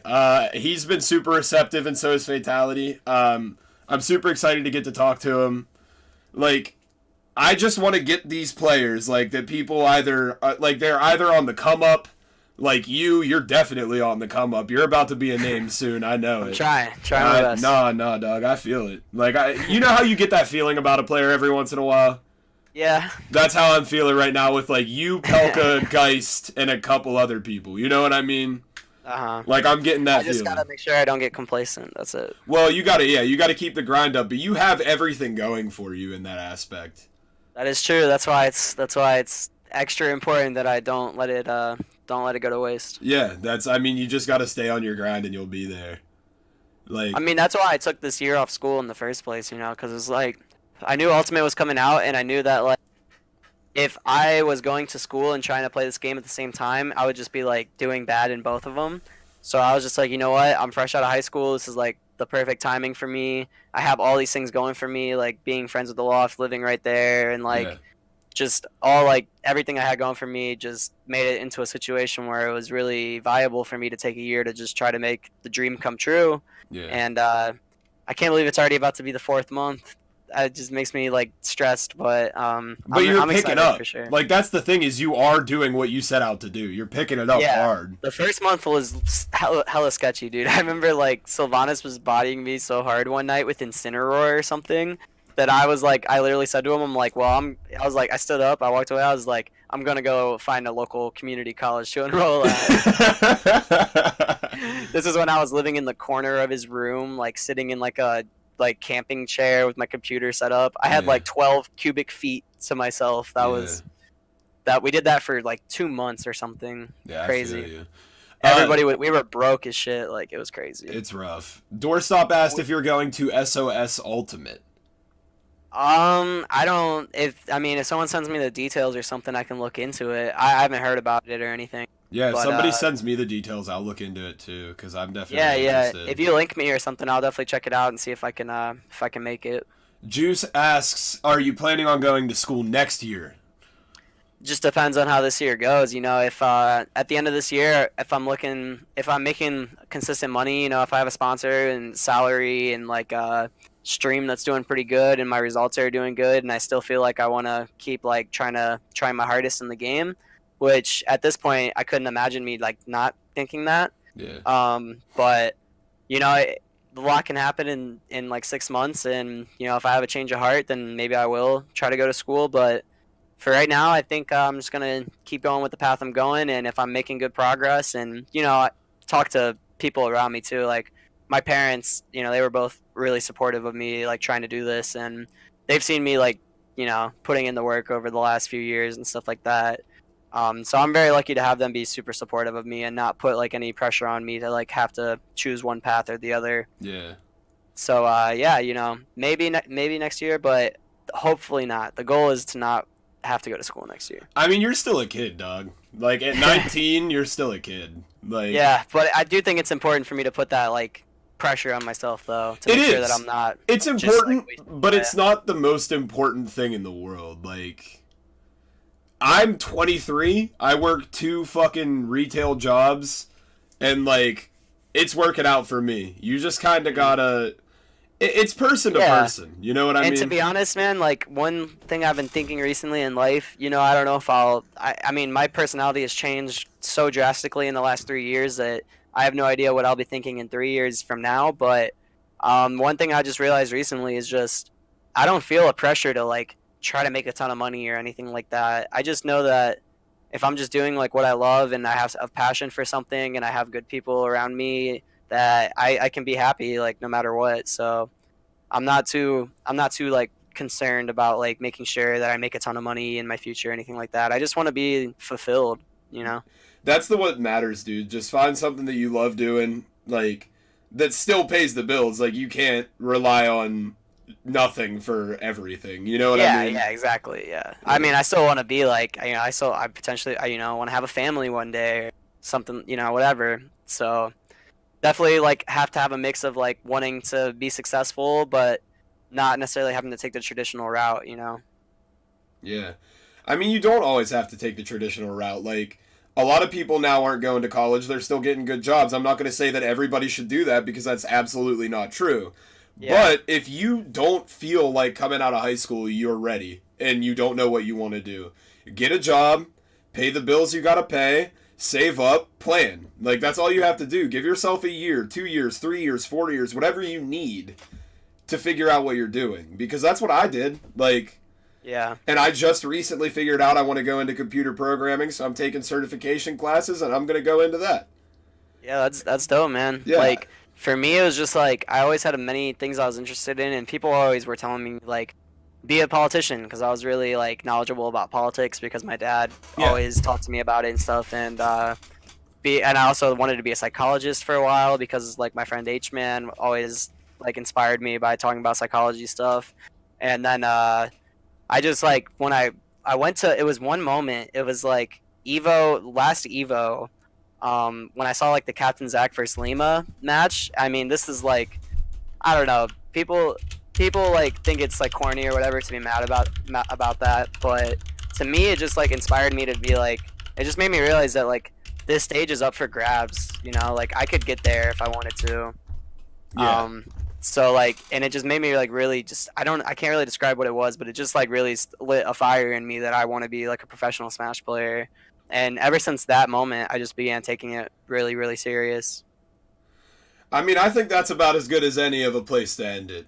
And end it Yep, on there you some go. inspiration and some motivation and some advice. You know what I'm saying? Yep, there So, you guys go. yeah, so that's it, guys. We are done. Really appreciate everybody stopping out. This is going to be a weekly thing. The days are going to change a little bit, so you're actually going to have to stay posted. I post everything on Twitter. You can follow me at the link in the bottom right-hand corner. Actually, that's not my Twitter name anymore. Hold No, on. it's not. Yeah, shit. I had to change that. Let Yeah, me Captain Zach change. versus Limo was grand finals of Evo last year. It was like the moment where they both sat on stage just like trolling and like sandbagging and stuff in grand finals of Evo. It just like, I mean, I respect it to a certain extent because like they beat everyone to get there, so they can do what they want. But at the same time, it just kind of rubbed me the wrong way because it just made me realize that like I was kind of letting it happen by not trying my hardest. Yeah, that's kind of how I felt about it too. Is like we got to do things that don't allow that to happen. Like Yeah, exactly. it's on everybody else as much as it is on them. So, Yep. but all right, now you can follow me at that link in the bottom right hand corner of the stream. So I tweet everything out. I'm going to get things going. I know that the Max Ketchum stream is going to be on a Friday. And I think that the Fatality one is going to be on a weekday, like a Monday, Wednesday, Friday kind of deal. So, Sounds good. yeah, so you guys just need to stay posted. I appreciate everybody for the follows. I appreciate the Prime sub that I got. And just make sure you guys stay posted. Have a good time. And do everything you can in You Smash. should probably get your Streamlabs link working. Wait, what's going on? I was just browsing and I spotted a smaller streamer. Always love to support my Streamlabs link. Hold on, I actually got it. There you go. It was just your old username. It wasn't your name. Okay. Oh yeah, that makes sense. Yeah, because Streamlabs just ties in with your. Yeah, I'll have to sign back into Streamlabs. I'm still new to all this, so I didn't really think about everything. Yeah, that's why I was helping you out. Yeah, I have to get that going. Did you set a link? Because it didn't let it go through. Let me mod you real quick. Oh, okay. That way we Gotcha. can do that. Can I do that from here? Is that a thing that's an option? You can do /mod and then type my username. Oh, can I? Yeah. See, look, I have no idea what the hell I'm doing. I'm telling you, man. I was around on Twitch before Twitch was even a thing. It was Justin TV Gaming, baby. Oh, geez. I wish I could see how long I There had you this go. account. Now you can do it. Yeah, I'm sorry, Wolfie. I gotta figure everything out. I'm not the best at this streaming thing yet. It's funny because I've actually been streaming for a long time. Like, I was just never super technically sound with everything. Yeah. I'm more on the personality end and less on the technical end. Yeah, I got you for sure. Yeah. But yeah, no, thank you for having me on, though, man. I appreciate it. Yeah, a no, lot. for sure. It's definitely nice to have one with a person that I've known for a while and, like, a friend of mine. That makes sense for sure. Yeah, because, like, I try really hard to not make it weird with the people that I don't know. But, like, Yeah, it's always going to be a little bit awkward at first. yeah, it's just a little bit more natural. comfortable to do it with you or somebody like that. You know what I mean? Yeah, for sure. Alright, guys. Well, again, I appreciate the follows and everything like that. And we'll be back next week for another Ultimate podcast. And have a great night. Peace out.